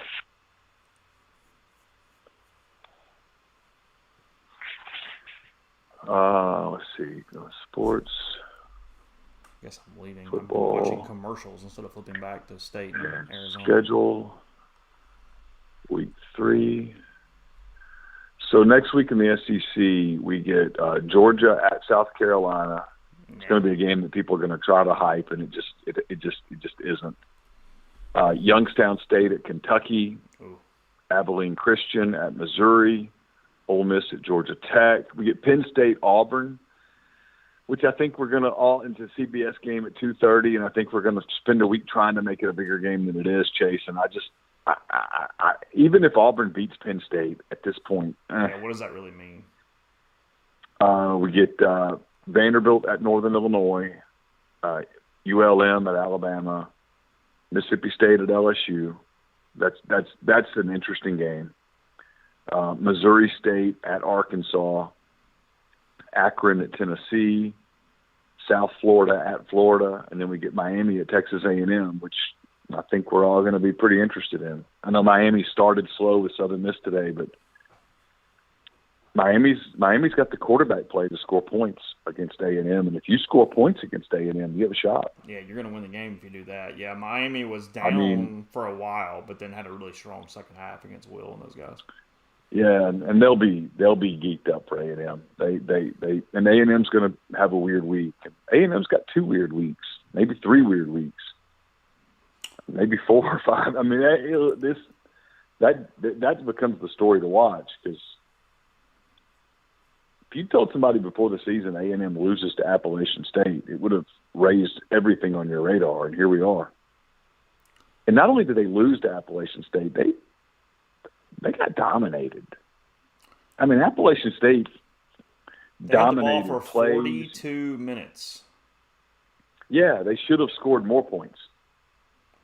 That could have been a 2-score game. Well, I mean, A&M got bailed out to even have a chance there late because that was not roughing the passer. I don't know if you were watching right. or not, but yeah, well, I was watching. Yeah, I mean, I was flipping around with it. And I got into the Notre Dame Marshall thing for a minute. Of course, I was watching the Iowa State abomination. So, yeah. Whew. Surely there's another quarterback on the roster. I mean, right? dude, go to a frat house and find some dude that played it in high school with this. Yeah, I mean, Jesus. I mean, just go find. Because they are wasting a fumble. top 15 national defense. Oh, I would guarantee it's top 10. Yeah. Well, I mean, it is statistically. I mean, they're the first school they're, since 1979 to score and give up 10 or less in both their first 2 games. Yeah, I mean they are phenomenal on defense with a great punter, and their offense is just non-existent. The quarterback play is just so bad. Last thing for real this time, what's the line for Vandy and Missouri when they play? Where's the game? Nashville. No, it's in Columbia. Sorry. Missouri -2.5. Okay. Jeffrey thinks Missouri doesn't suck as bad as we thought they did today, that it was wet and it was the perfect game for Kansas State in a lot of ways. That they are not awful. Maybe. Yeah. They look pretty awful to me. Mm-hmm. So, all right, enjoy. I wouldn't want to be Eli Drinkers tonight. Oh, well, no. I mean, look, it's not going to work. I mean, whether they beat Vanderbilt or not, for God's sake, it's not going to work. That's all they're getting. No, I agree with that. I mean, I agree with that completely. By the way, people were pulling for Bama 53-47, so basically even today in that game from a site standpoint. Well, I respect the Texas hatred. Get ahead of the game. Hey, just go ahead and jump in there and, I have no issue. I have no issue with watch that. them claim a moral victory today and go from there.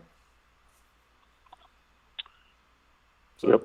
stay up, watch State and Arizona. I know you've been glued to the end of that one. It's only the second quarter, so you got a little while to go. But I'm about to write a basketball story, and then I'm probably going to – not basketball. What am I saying? A quarterback story. Yeah, well, it's 11:15. I'm about to write a quarterback story, and then at the end of that, I'm probably going to call it a night. I'll take the rest of it and put it in 10 thoughts. I don't think anybody's hanging out till 1 or 2 in the morning to read a notebook about Michael Trigg's 3 touchdowns. Yeah. All right. We'll talk. All right. Bye. That was one Neil McCready on the Rafters Music and Food Hotline. I will put these. I am hopeful that our Apple situation is fixed with the podcast. Brian's went up this morning, so my hope is that we are in better shape from that standpoint, and it's going to be all right. So we'll see where that goes, but that is the hope. I mentioned Mississippi State; they are currently up 15-10 on Arizona at this point. So there's that. I will put the number up if anybody cares to call. We'll see what that looks like.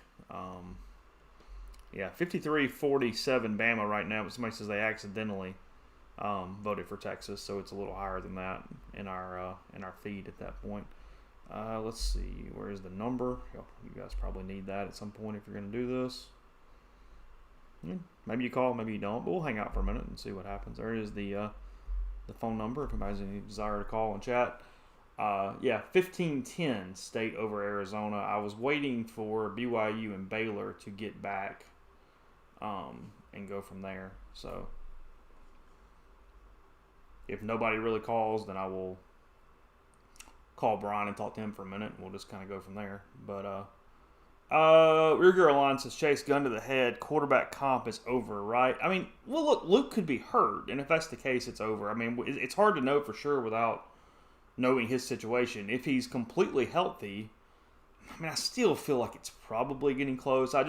When you read the tea leaves, I mean, like I said, I know I'm coming back to this, and I understand that it could have been misspeaking or whatnot, but the fact that they let Luke finish where he did today and everything else, I don't know. It was kind of like, just sort of felt, it felt like it was over to me. I think Jackson Dart starts next week against Georgia Tech. Because, look, that is a really critical game next week. Ole Miss is going to win the game. It's not about that. But as I said, Tech's better. They're definitely better than Troy. They're definitely better than Central Arkansas. Their defense is okay. It gave Clemson trouble for a while last week. I mean, I know Clemson's not Alabama, Georgia, Clemson, but they're not a bad program. They're a good football team. So Dart needs that game next week. He needs that game next week badly. I mean, it really does. I think it's very critical for Jackson to get that game if he's the starting quarterback and to play well and face the schemes. And I mean, it's not going to be some hostile road environment. I mean, he's played in games in the Pac-12 that have been it's more critical than that. But no, it's an important game. Who are we talking to? What's going on, Chase? It's Tommy from Oxford. How you doing, bud? Man, living the dream, I guess. You at home? I am not. I will be home next weekend, and I'll be damned if we're away. Where you at? I'm in Georgia, Okay. McDonough, Georgia, in a shithole motel. Okay. Is that because you needed the TV and the Saturday and the game and the whole deal? Well, it's because I booked it online, and it looked a hell of a lot nicer of a quality inn than I am in. Okay. I think I was looking at. So you hadn't been to this one before. Section. They got you a little bit on this one. Yeah, they got me on this one a little bit, but we're all right. I mean, it's safe, you know. I mean, ain't no violence going on around here. Yeah. It smells like weed, and I told her to change my room last night because I walked in here and I got a non-smoking room. Well, first I always order a king, and I come in here and there's 2 queen beds. I'm like, well, I ordered a king suite. I mean, can I get me? Well, we're out of kings. Well, how the hell did I book it? Mm-hmm. So where are you headed? If you don't have one. I've been running a local out of Georgia over here for about a month and a half is why I haven't been home. Okay. And I'm about at my limit on this. I've got to get it's time to go home. Yeah. I don't know what we're going to do when we leave back out. I same thing, different day, right? I mean, I think I ended the game with just as many questions as I began it with. It was impossible to take anything in certainty from playing a team that was that bad. Yes, I mean, I didn't expect to get many answers out of the day, and I certainly didn't. I do think, I mean, I hope Luke's all right. I mean, because he did start off playing a hell of a game, but I think Jackson probably separated himself a little bit today, I think. Yeah, I think it's over. So, yeah, I think it's over. I think, I mean, even if Luke's not bad injured and he could start next week, I think Jackson comes out and plays the whole game next week. Mm-hmm. Now, if that goes badly, you know, who knows, but I don't think it will. Yeah. Not with the way the defense is playing. The defense, I think Lane's getting a little frustrated every time he walks up to halftime and they just talk about Jackson and Luke, and because he keeps throwing that, you know, well, defense is playing pretty good, you know.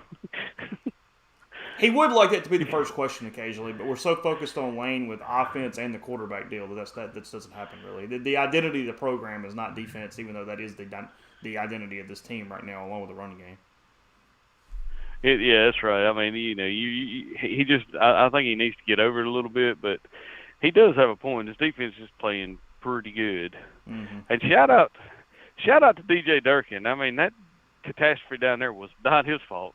No, I thought he was fine today. I thought his defense was pretty good. I mean, he even caught a little heat from the A&M people, but that was not relevant to me. I thought that, I mean, given what Appalachian State could potentially do, he gave them every damn chance to win the game. They just couldn't do it on Jimbo's side. Yeah, that team scored 61 on North Carolina last week. So, you know, it ain't, was it 61 or 62? 61, they got right? beat 63-61. Mm-hmm. Yep, that's it. Yeah. Heck yeah. Well, buddy, I'm going to get off here with you. I just wanted to call. I knew probably ain't going to be many callers after midnight, but yeah, well, be safe on the y'all have a good night. On the road. Talk soon. I'm going to call and get Brian's take for just a second. I'm just kind of curious. He obviously met with Brandon Dark for that story on the site. I'll at least get some thoughts from him on that. I won't keep him long, but he has been waiting. I just want to kind of check that real quick with him. I think Tommy's right. Tommy's a truck driver, by the way. People listen to our hand raise guys. That's what he's out on a load from the truck right now. All right, let me do this real quick. I'll call Brian. That's over. Hold on. Who we got? We got Galen in Hannesburg. Hey, what's up? Man, not much. You hanging out tonight, making it all right? Oh, I'm good. Oh yeah, I'm pretty awake for me. It's not bad. I'm sitting here. My eyes are getting heavy, but I figured it'd be a good chance to get through the phone lines, and here we are. All right. So, Mingo, looking like a Ole Miss receiver that should be wearing number 1 tonight, huh? The catches, but just the health. I mean, the confidence. You know, he's a guy that always had it to put it together, but he's actually kind of pulling it off now. I'm happy. I'm really, really happy for that guy. Maybe as much as anybody on the team, from the standpoint of having all the foot stuff, having everything that's going on with him, and the possibilities for his season. I mean, he is so physical in the run game from a blocking standpoint. And then now when he's shored up his hands a little bit, he runs pretty good routes, and then he's really dominant in one-on-one coverage to go get the football. I mean, he was pretty special tonight, and I think that's going to translate. I don't think that was just Central Arkansas. I certainly hope so.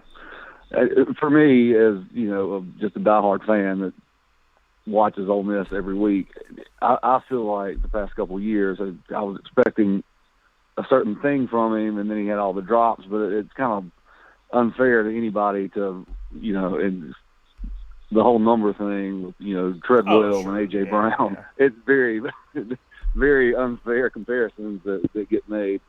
But I was tickled to death to see those, you know, circus catches he was making tonight and all. Yeah, no, he's a confident guy right now, and they look for him. I mean, both quarterbacks went for he and Trigg, and have established a pretty good bit of chemistry for two quarterbacks that have not played with Mingo much in the past. I thought it's probably a pretty good sign for his season coming up. I think it was on the season a couple weeks ago when they were talking to big notion about not everybody gets to go up against a first-round NFL talent like Mingo every day, or they worded it something like that, and it kind of took me back a little bit because I think he's good, but I thought that was a little hyperbolic, but hell, based on the night, maybe not.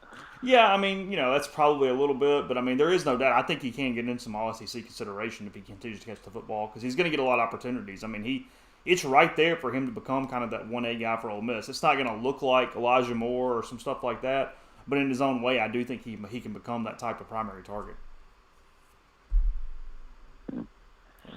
Right on. Well, I'm either about to go to bed or I'm going to have another drink and fall asleep outside. So I guess we'll see how the night turns out. Pour one up. Be safe. We'll talk. Appreciate it. Right on. Thank you. All right, took that. Let me give Brian a shout real quick. I said I want to kind of curious and ask that. Check Kalen for the call.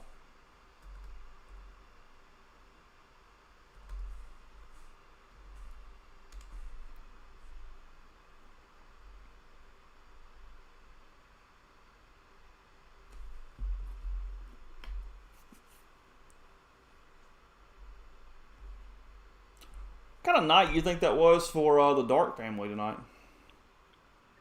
Oh, I mean, for however much a devoutly Mormon family can celebrate, I imagine that was a pretty good night for the Dart family. Weird night overall, honestly, in college football in general at Ole Miss, but I imagine it had to go pretty well for them there in whatever town that is in Utah. I've already lost track of what it is. You were at the game, just in general, environment. It rained for a little bit. It was Central Arkansas. I saw there's some Twitter fights between the different factions as far as who showed up and who didn't.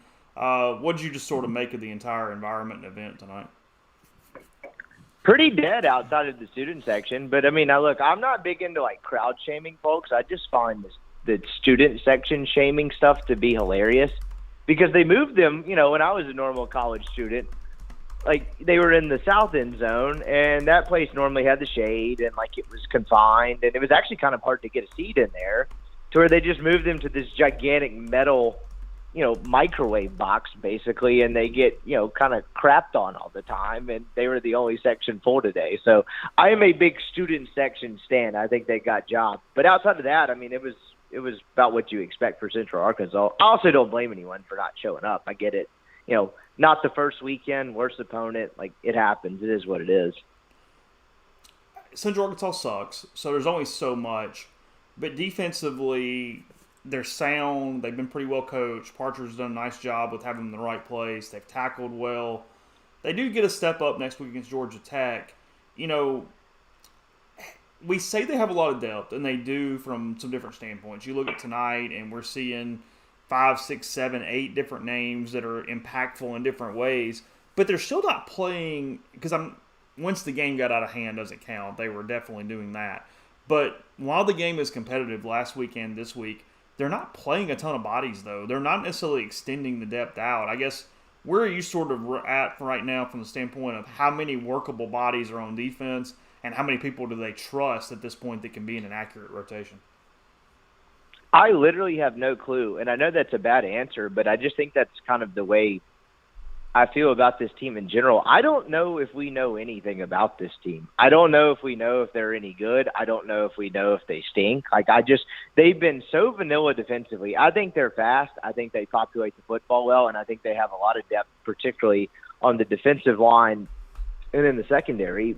But outside of that, to your point, they're not playing a lot of guys on either side of the football, and so I don't really know, and I know that's a bad answer for, the show and content's sake, but, I really have no idea. I don't feel like we've learned anything about this team. I feel like the first time we will learn really anything about them is next week in Atlanta, and I'm curious to see what that is and what that looks like. I think they're good defensively, but at the same time, I also think this quarterback thing's over, but again, until I actually see it on the field in Atlanta next week, I don't know. I don't know. I mean, you could feel differently, but do you feel like you learned anything in 2 weeks with this team? I feel like we just watched basically 2 scrimmages. And I don't know if I made this comment last week on the show or on the podcast, But you guys covered this in preseason, throughout the entirety of it, and Kiffin would come in and would just make kind of, I don't know what happened today. Did some good things, did some bad things type of thing. Watching these first two games, I kind of get it now. I don't think he was just blowing smoke or trying to play it dull. I think he's confused as well. I think there's things we know. I think we know that the running backs are good. I think we know that they are better at linebacker than we were giving them credit for being. And I think we know that they can be, if the right personnel are in at the right times, they can be pretty dynamic in the secondary in a lot of different ways because they're physical, they're fast, they've got experience, they got a lot of different things to put in there. I think the offensive line is not what we thought it was going to be to this level. That's the story. Well, I mean, in a lot of ways. I mean, as you said, the second week in a row, Mason Brooks is playing mop-up stuff at guard. They signed him to play a tackle and for Jeremy James to play left tackle, but you've got Jaden Williams playing again more at tackle. I thought he kind of had some rough moments today, but you can see the ability that's there. But is it ready for Kentucky in 3 weeks? Is that what they're going to do? The snaps were still off at times. I thought for the most part they were better, but you still are noticing poor snaps. You're having snaps that are going wide that are affecting timing and pace on plays. That will blow up series and that will blow up drives against, frankly, maybe even Georgia Tech, but definitely against Kentucky here in a few weeks. This is what everything's building toward. I mean, there's no reason to hide from that. It absolutely is building toward Kentucky.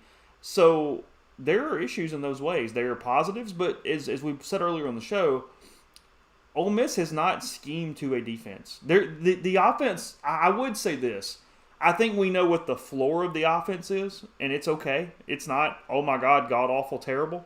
But there is potential for a ceiling higher than we have noticed at this point because they simply have not tried to score points, as dumb as that sounds.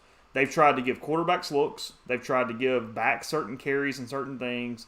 They've tried to almost kind of force situations while they're on the field, almost like a dress rehearsal in a way. So I think next week is the first time they will actually sort of scheme toward an opponent and try to score every time they have the ball. That just hasn't been the case yet.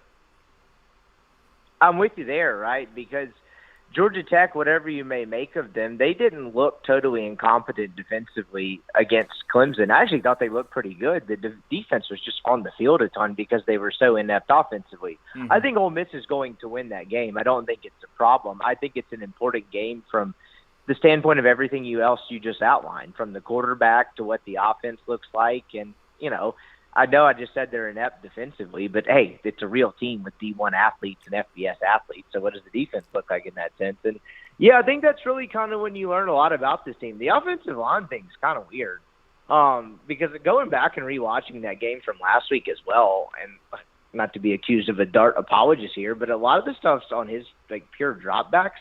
And, again, I'm far from a trained eye from a football standpoint. He didn't have a lot of clean pockets.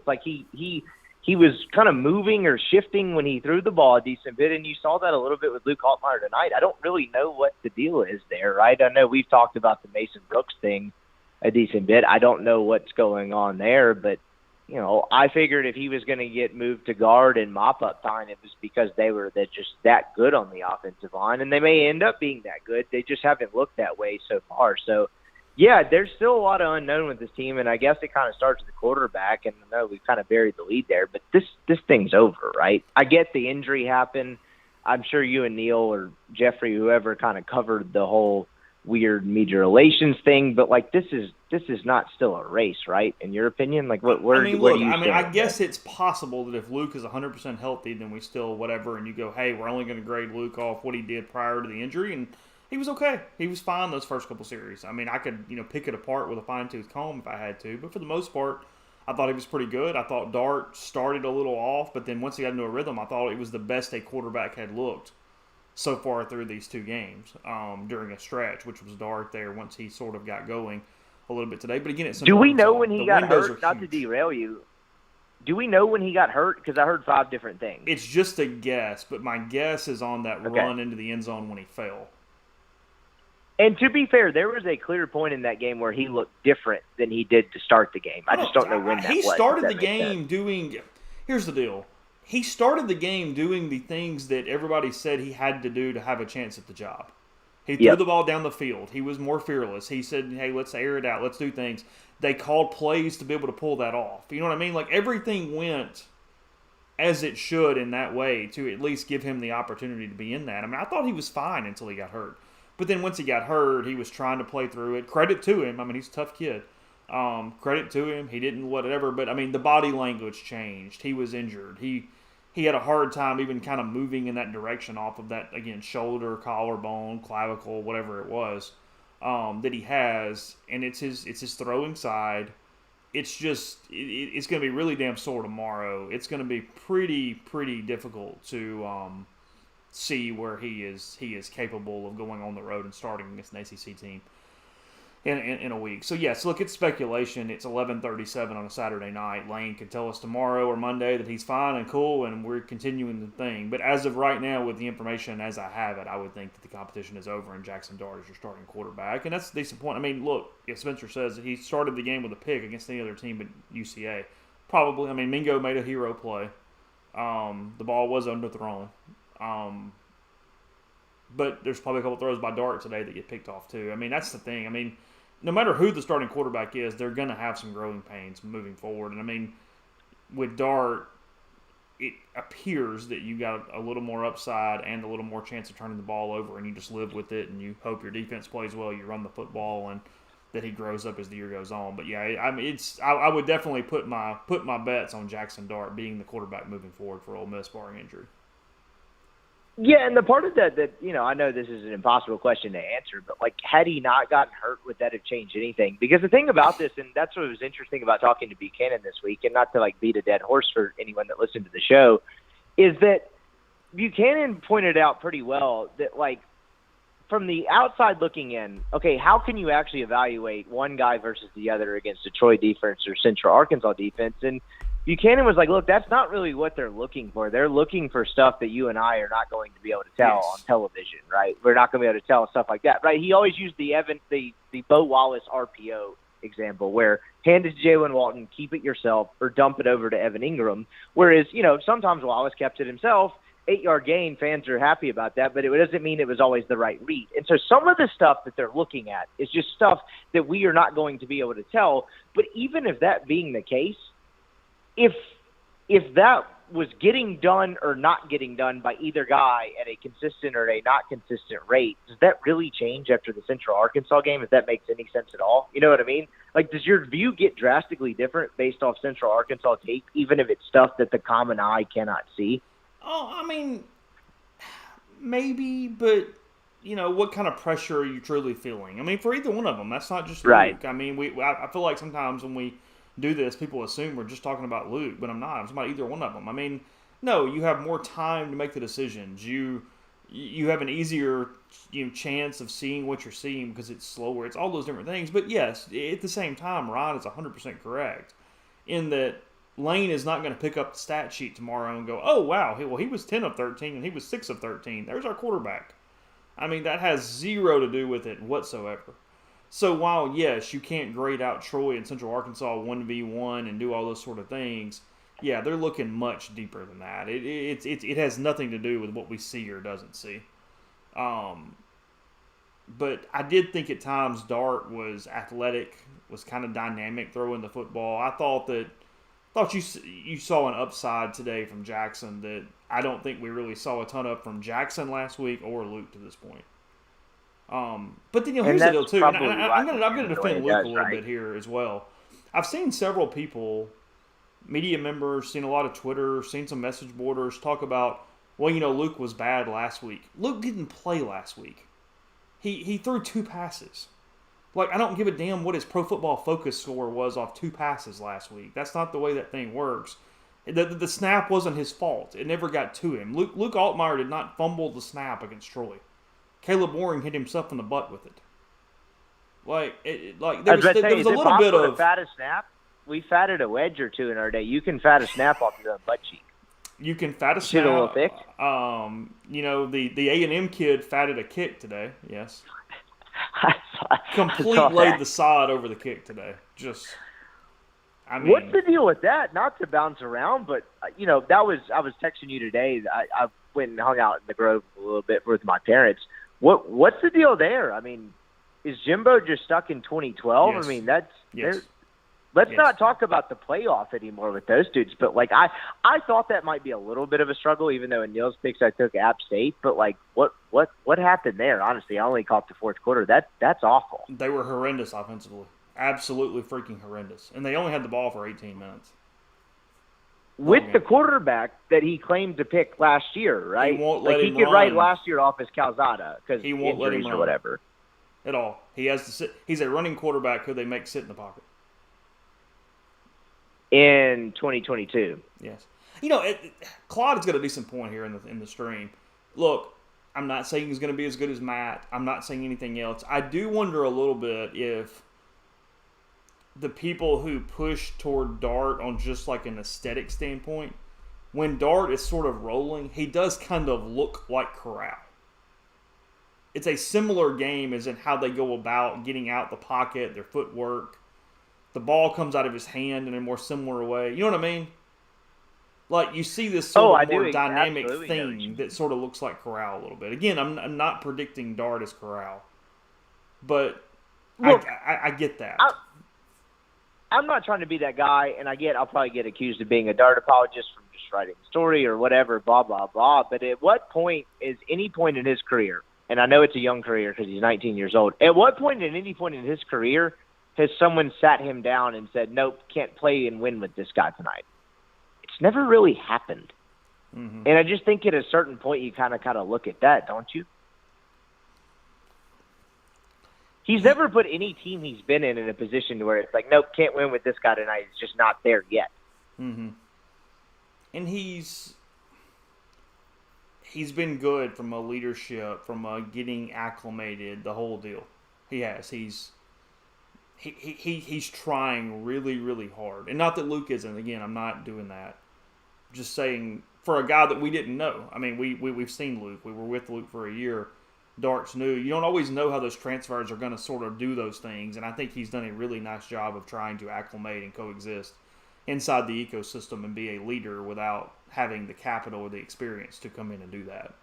He's handled it really well. And to kind of put a bow on it, after what happened today, and I'm sure you watched Alabama, Texas, the quarterback thing becomes almost more important because of what the SEC West is or is not, correct? I mean, look, are you scared of A&M anymore? If you're Dynamic quarterback play, and Ole Miss is in every game this season. Oh, 100%. I mean, look, I guess I'll just throw it to you straight. Like, what game do you think they can't win this year? Because my answers were Alabama and A&M, and after today, I'm like, hell, I don't know. I mean, it might be Arkansas now. I'm not saying they can't win it, but you get my point. If you catch Alabama the way they played today, where they're going to commit shit tons of penalties and drop passes, you can beat them. Because, frankly, Ole Miss can challenge Alabama's wide receivers with their corners. Am I crazy to say, I'm sure, did you watch that game start to finish? If Ewer stays in that game, does Texas not kick the hell out of them? I mean, potentially. Does Texas not win by 2 scores? I know that's nuts. I mean, but when Card came in the game plan changed. They wouldn't throw it down the field because he couldn't. I think that's possible. Now, I do think there's parts of Alabama that's going to bow its back at some point, and you got to take it to another level once it gets into the second half. But yes, I do. But think they were definitely more scared to throw it with Card, right? Oh yeah. Like they were just like, screw it, we're tossing it down the field. Who cares? Yeah, I mean, look, that trip to Fayetteville is going to be a pain in the ass for Ole Miss. Not saying they can't win it, but that is going to be one pain in the ass trip. Do what? Yeah. No, I was asking if that's mid-November, right? I mean, that's got potential to have actually real. That's got real, like, that has potential if Ole Miss reaches its potential to have, like, real implications at this point. I think I'm right here. Am I wrong, or are those not back-to-back? Don't they play Bama and then Arkansas back-to-back? I think you are correct. What a brutal stretch, which is a weird way the schedule figures out, right? It's brutal on the back end, but also at the same time, it's kind of perfect for this team trying to figure out the kinks. Yeah, as Neil said, though, it's time to play somebody. It's time for them to actually play a game. They need to, right? They'll learn something next week, but they need to decide on the quarterback and they need to play a game. And I think it's Jackson Dart, and I'm just curious what we learn about this team next week. More. I think we get a fairly decent sense of them next week. I mean, not all the way. That's not going to be until Kentucky. But I do think they get looks on both sides of the ball. They're at least coherent to telling us more about what we are seeing 18-10 State now over Arizona. 33 seconds to go in the first half. They're in Tucson. It's quite the slobber knocker going on. I think you and I are going to do a segment tomorrow on your show. We talking more quarterbacks in football. Yeah, absolutely. We will chat it up tomorrow as Weldon jets back from his European scouting trip. Soccer Corner was doing such numbers that we got to get this kid pitch side at a match. Last thing before I go, I was looking at part of the stream earlier. I mean, the get-up you got going on today is just phenomenal. What does the guy got to do to get some Rebel Grove merch? What kind of numbers do we have to do to make that happen? I think we can probably pull that off. I guess I am like playing big-time company man, aren't I, today? I didn't really realize I was doing that, but I guess it's a great shirt and a great hat. I no irony in there. I just wonder what a guy's got to do to make that happen. We can get you the we're not on shirts. YouTube. The hats are like damn, like these are ancient. This hat, it's amazing I've kept up with it because for anybody that's listening to our podcast tomorrow, I'm wearing a Rivals cap. It was in a goodie bag at a convention I got in, I think, 2012. I think this cap's 10 years old. It's a great hat, and I'd like one. I'll have my agent contact your agent, and we'll probably get that worked out. But just phenomenal I think stuff. the CEO of Rivals back then now works for UFC. So we'd have to run him down. But we can get the shirts. I know how to do that with no problem at all. We can get shirts. But the cap is a little different deal. It's like a damn antique at this point. I don't even think I have to like buy car tags for it anymore. It's older. But yeah, it's Hell yeah. It's all good. As long as you don't ask me Soccer Corner tomorrow, we're good. I don't know a damn thing about it. So I think we're all right. That makes two of us. You know, we started that segment ironically, and we get emails from dudes that are like, "Can't believe you didn't talk about the end of the Arsenal game." I'm like, "Bro, I had a lot going on. I didn't catch that one." Yeah. All right. Talk to you tomorrow, bud. Thanks. Sounds good. Have a good one. Brian Rippey joining us on the Raptors and Music and Food hotline there. Number of him wants to call. I know it's after almost midnight here. Again, almost halftime in Mississippi State and Arizona. What's going on with Baylor and BYU? That is in the second half now. This is the only other game we have going. Is there anything else, or is it just those two? Yeah, that finish of Alabama and Arkansas at State is tough. But, I mean, look, you didn't need that dang thing reversed. It's much better than the other way around. I need to kill that Alabama poll, by the way. It's up to Bama 56%. So 56% were pulling for Alabama against Texas earlier today. And I will put this in podcast form tomorrow. I mean, I know you guys are listening. Maybe some of you have had a few to drink and you don't remember all of it. Or you came in late and wanted to switch back. And I know YouTube is weird about that. You have to kind of finish it to let it come back at that point and start over from the beginning. So I will put this up in podcast. And hopefully, to God, Apple is fixed. They gave us a deal. They think that they have it figured out. So I hope that they are correct in that. Who do we have on the line? What's up, Chase? It's Bobby. Hey, what's up, bud? Nothing much.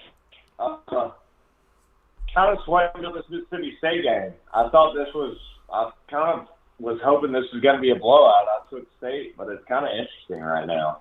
Is it? And look, Arizona sucks. So this is on Mississippi State's offense at this point, right? Well, 100%.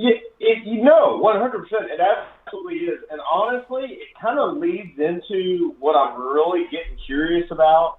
Look, and I think I made a post in one of the threads because people were like bitching about how Troy was trailing to whoever they were playing. Alabama. Like an FCS. Yeah. Someone was bitching about that. And they were trying to do a transitive property thing in week 2. And look, we're only 2 weeks in, but if does anyone in the SEC really look good right now? Georgia. And that's it. No. Hold on. Relative to expectations, Kentucky, Arkansas, maybe Florida, because the win over Utah is still there, and they just lost to a team that is at their equal standing with Kentucky, or even was better than them, frankly. Florida was not supposed to be better than Kentucky. And then, look, it's Ole Miss. I get that you guys are watching this so closely, But for the person who's not doing that, Ole Miss beat an FCS team to freaking death today. They beat Troy 28-10 in an opener with new quarterbacks and a competition. But if you're just, because think about this, take yourself out and you're the guy in Dubuque, Iowa, and you turn on Ole Miss. You saw Judkins and you saw Evans and you saw Lane Kiffin. You went, oh, he's going to figure the quarterback thing out because he always does. And, that defense is a little better, and that's a team that won 10 games. If you're the guy in Dubuque, Iowa, you actually are higher on the Rebels than anybody who watches the Rebels day to day right now. And that's what I'm saying. I feel like there's a huge concern right now, and I understand it because they don't have the quarterback thing figured out. But at the same time, look, Texas A&M lost to freaking Appalachian State today. You know what I mean? If you were just a random college football fan, obviously everyone would pick Alabama to win the West and Georgia to win the East. Shocker. That's been the same prediction, the past 4 years? But in between that, man, it kind of look, honestly, Arkansas looked good today. But honestly, I don't think South Carolina is that good. Well, they are what they are, again, relative. I'm not if you told me Carolina goes 7-5, okay, sure. That's all we thought, though. Who really thought Carolina was going to go 9-3? Nobody. Yeah, there were people high on South Carolina because they dipped into the transfer portal. I was like, well, hold on a second. Spencer Rattler got beat out for a reason. Now, granted, Caleb Williams is an absolute dog, but yeah. And look, Kentucky won a hard-fought game against Florida. I don't know. Did Auburn struggle tonight, or did they kind of pull away with it? They only won by 6 or 8. They look like raw hell. Yeah, there you go. Yeah, I'm not. And BYU just ran a screen pass that was lovely, by the way. Huh? BYU just ran a screen pass that was lovely. They ran into the end zone like there was a convoy. It looked like a Sean Payton screen game. Like that was really pretty. Yeah, that game and Kentucky Florida was the two games I told myself I would not touch betting wise because I just did not know how it would go either way. Yeah, I would have never put real money on Florida and Kentucky. No, yeah, and look, dude. I will say this. I had the Ole Miss game on the back deck, and I had the Kentucky-Florida game on in the living room, and I'd kind of dip in. I caught the Anthony Richardson interception. I don't know if you saw that. Mm-hmm. He was trying to hit to the sideline, and the defensive end or the linebacker made one of the I've ever seen in my life. He won Kentucky.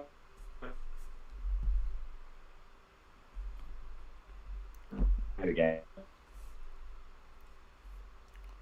Okay. Your phone's breaking up a little bit. I think. Did you move, or is that my internet? It's going to be Georgia, and from teams 3 to 12. Now, granted, Missouri got the shit kicked out of them today. They look terrible. Do you think Vanderbilt could beat them? No, I still think Missouri wins the game. I think I'm more on Jeffrey's side. Look, Missouri's not good. Drinkwitz sucks. They're gonna fire him at some point, and Missouri is this at best 7-5 team kind of annually. But I do think there were the perfect conditions for that Kansas State Missouri game to be what it was today on Kansas State's side. They had the best player on the field in Deuce Vaughn. It's raining. Missouri had some free release. They couldn't convert. Their quarterback kind of sucks.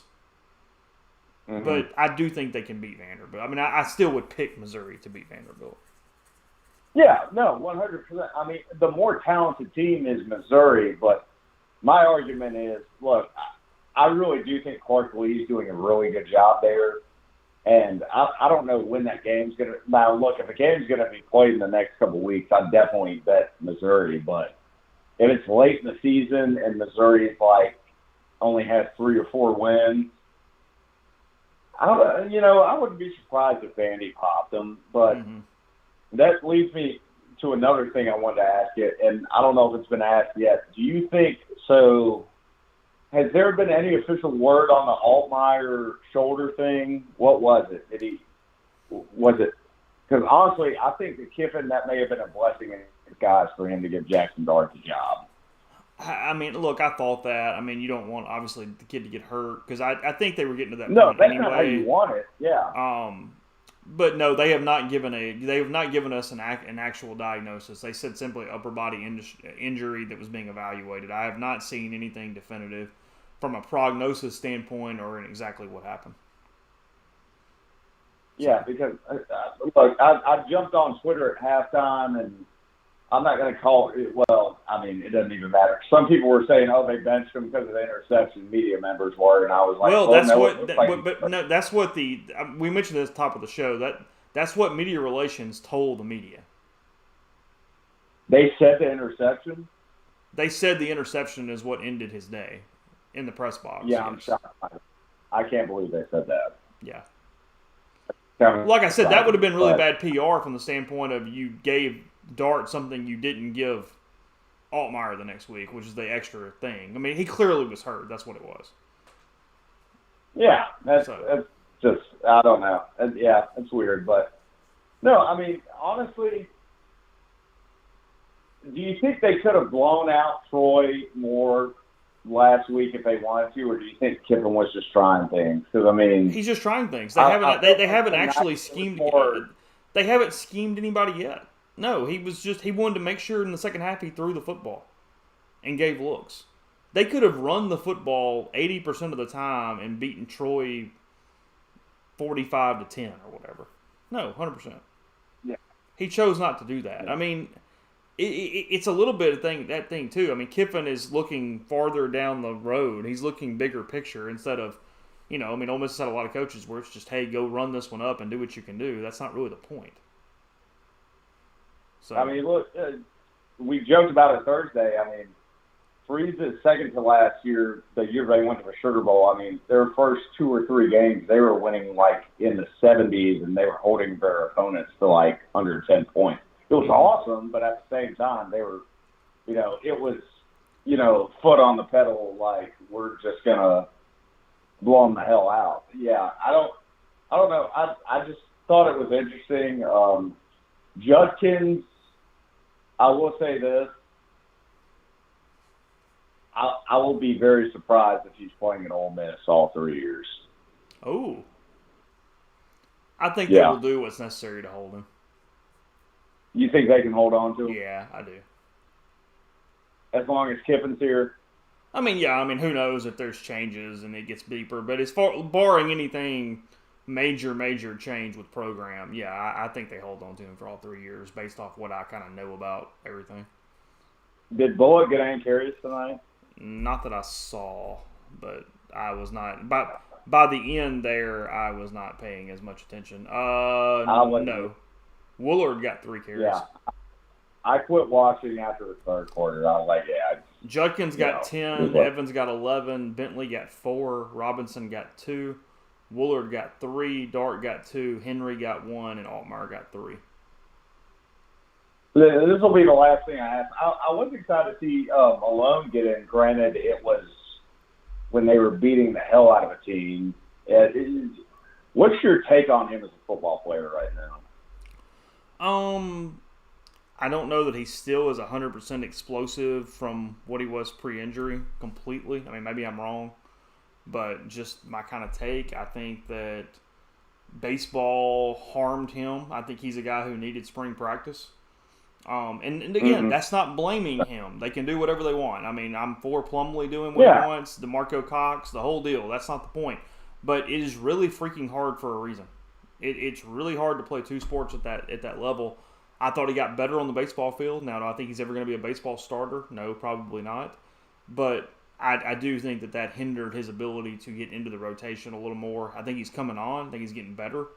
I think we have got, and look, me too, this is not a criticism. I think we've all kind of got the thing of, hey, he was such a big-time recruit. It's time to get going. He should be in there. But when you miss time like he did, it just sets the clock back for those young kids like that are trying to transition to this level. especially somebody who just missed a lot of sports in general through COVID. Yeah, and I actually I'm pretty sure I started a thread a couple of years ago. It was after they signed the 21 class. And I wasn't even trying to be a negative Nancy about it, but it was kind of an interesting point to bring up. So the three biggest recruits outside of Allmeyer were Malone, obviously, Braylon Brown, who also had an ACL injury, and he hasn't really got to see the field, and Hudson Wolf, who was a big deal at the time. Sure. And, you know, those are your three biggest guys, but they all had significant injuries, and that's the big concern for me going forward as a program is, can you get those guys turned around injury-wise, and if not, how do you address that? Because, I mean, the 2020 class is what it was. It was the transition class. I mean, you knew you weren't going to sign. You know, you were just going to try to see who you could get. But the 21 class, you know, they flipped Altmaier, which was a big deal, but I mean, the three biggest recruits outside of that, I feel like, were Braylon Brown, Tywan Malone, Hudson Wolf, Tysheen Johnson, who is, I mean, he's great. Yeah. He's been money.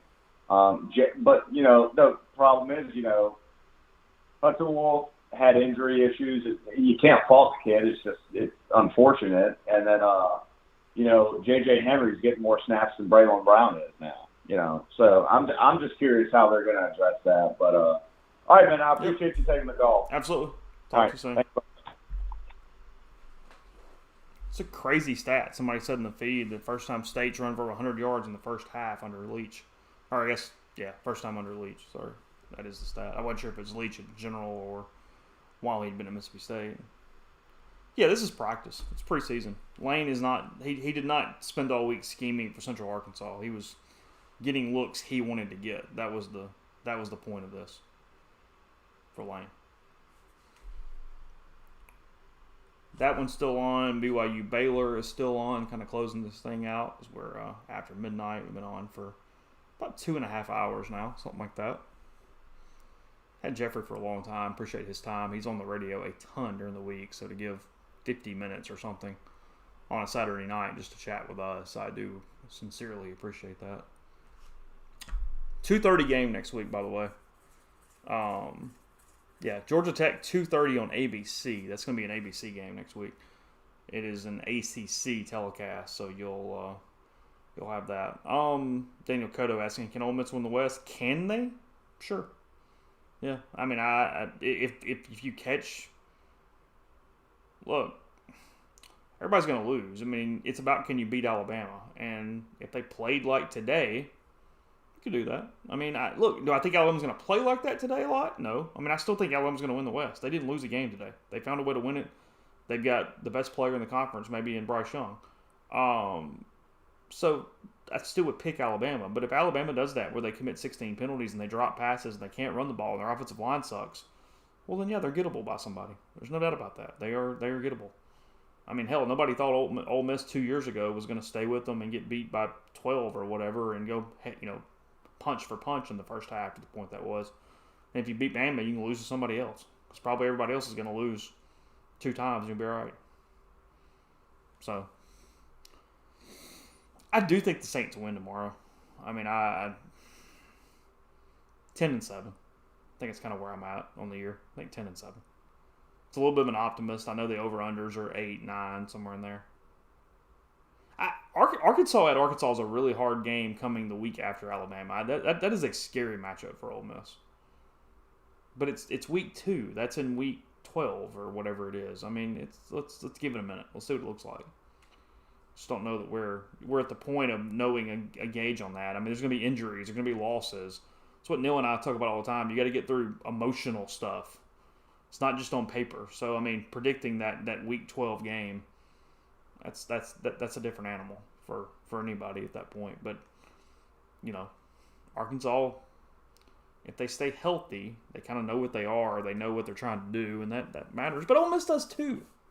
They don't know who their quarterback is. I mean, I think maybe they do now. But, there are questions. But,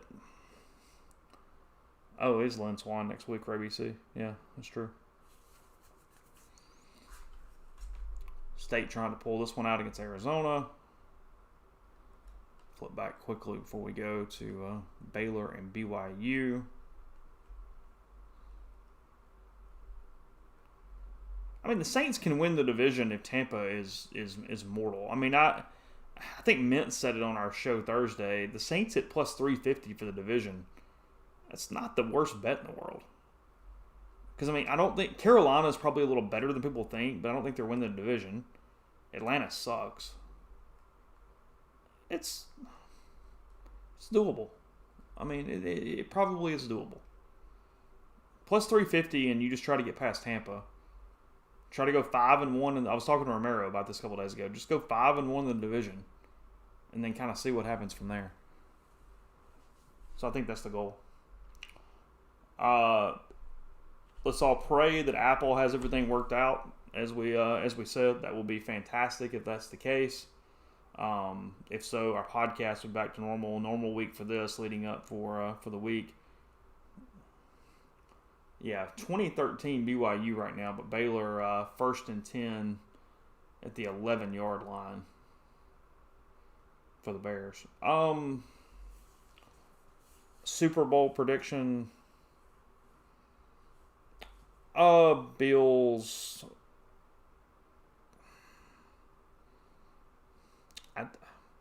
That FC West is so competitive. I don't know that I really think anybody's coming out of it. Packers, Bills. And you make a good point. Bullock hasn't gotten carries, which maybe makes you think that they have a deal worked out where, barring injuries or anything, he's going to save the tread and transfer. I mean, again, that's speculation. There's no reporting in that whatsoever. But when Woolard's getting carries and Bullock isn't, that looks like maybe there is some sort of understanding there, because otherwise that doesn't make a ton of sense. I mean, if you had a bunch of injuries, I mean, Bullock would be your back. He's a good back. He's just gotten completely overwhelmed by the other guys that are coming into this thing.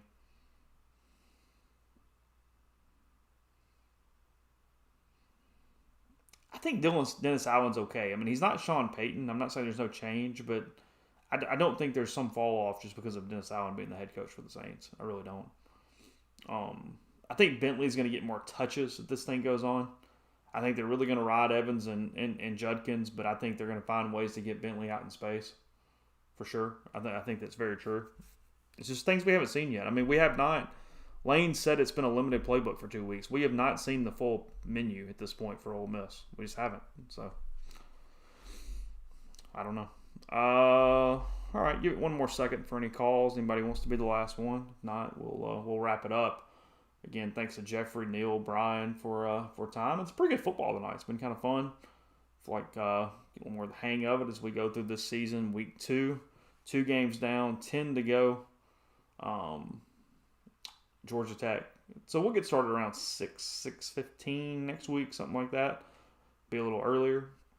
Hang out and then be looking forward to Tulsa at that point, their last non-conference prior to Kentucky on October 1st. It's a pretty good game. I mean, Neil went over the slate, nothing crazy, but pretty good stuff there for next week. Some stuff to keep our attention: Auburn, Penn State, LSU, Mississippi State, and then Miami, Texas A&M is the night game in that one as well. So not too shabby all the way around. Pretty good stuff there. So, all right, we will wrap it here. We'll be going for 2:33. So good show today. Appreciate all you guys as always in the stream. It's a lot of fun. Just really thank you. You guys make it happen. Let us do this, which is a pretty good deal. Good numbers tonight. Again, Ole Miss 59-3 over Central Arkansas.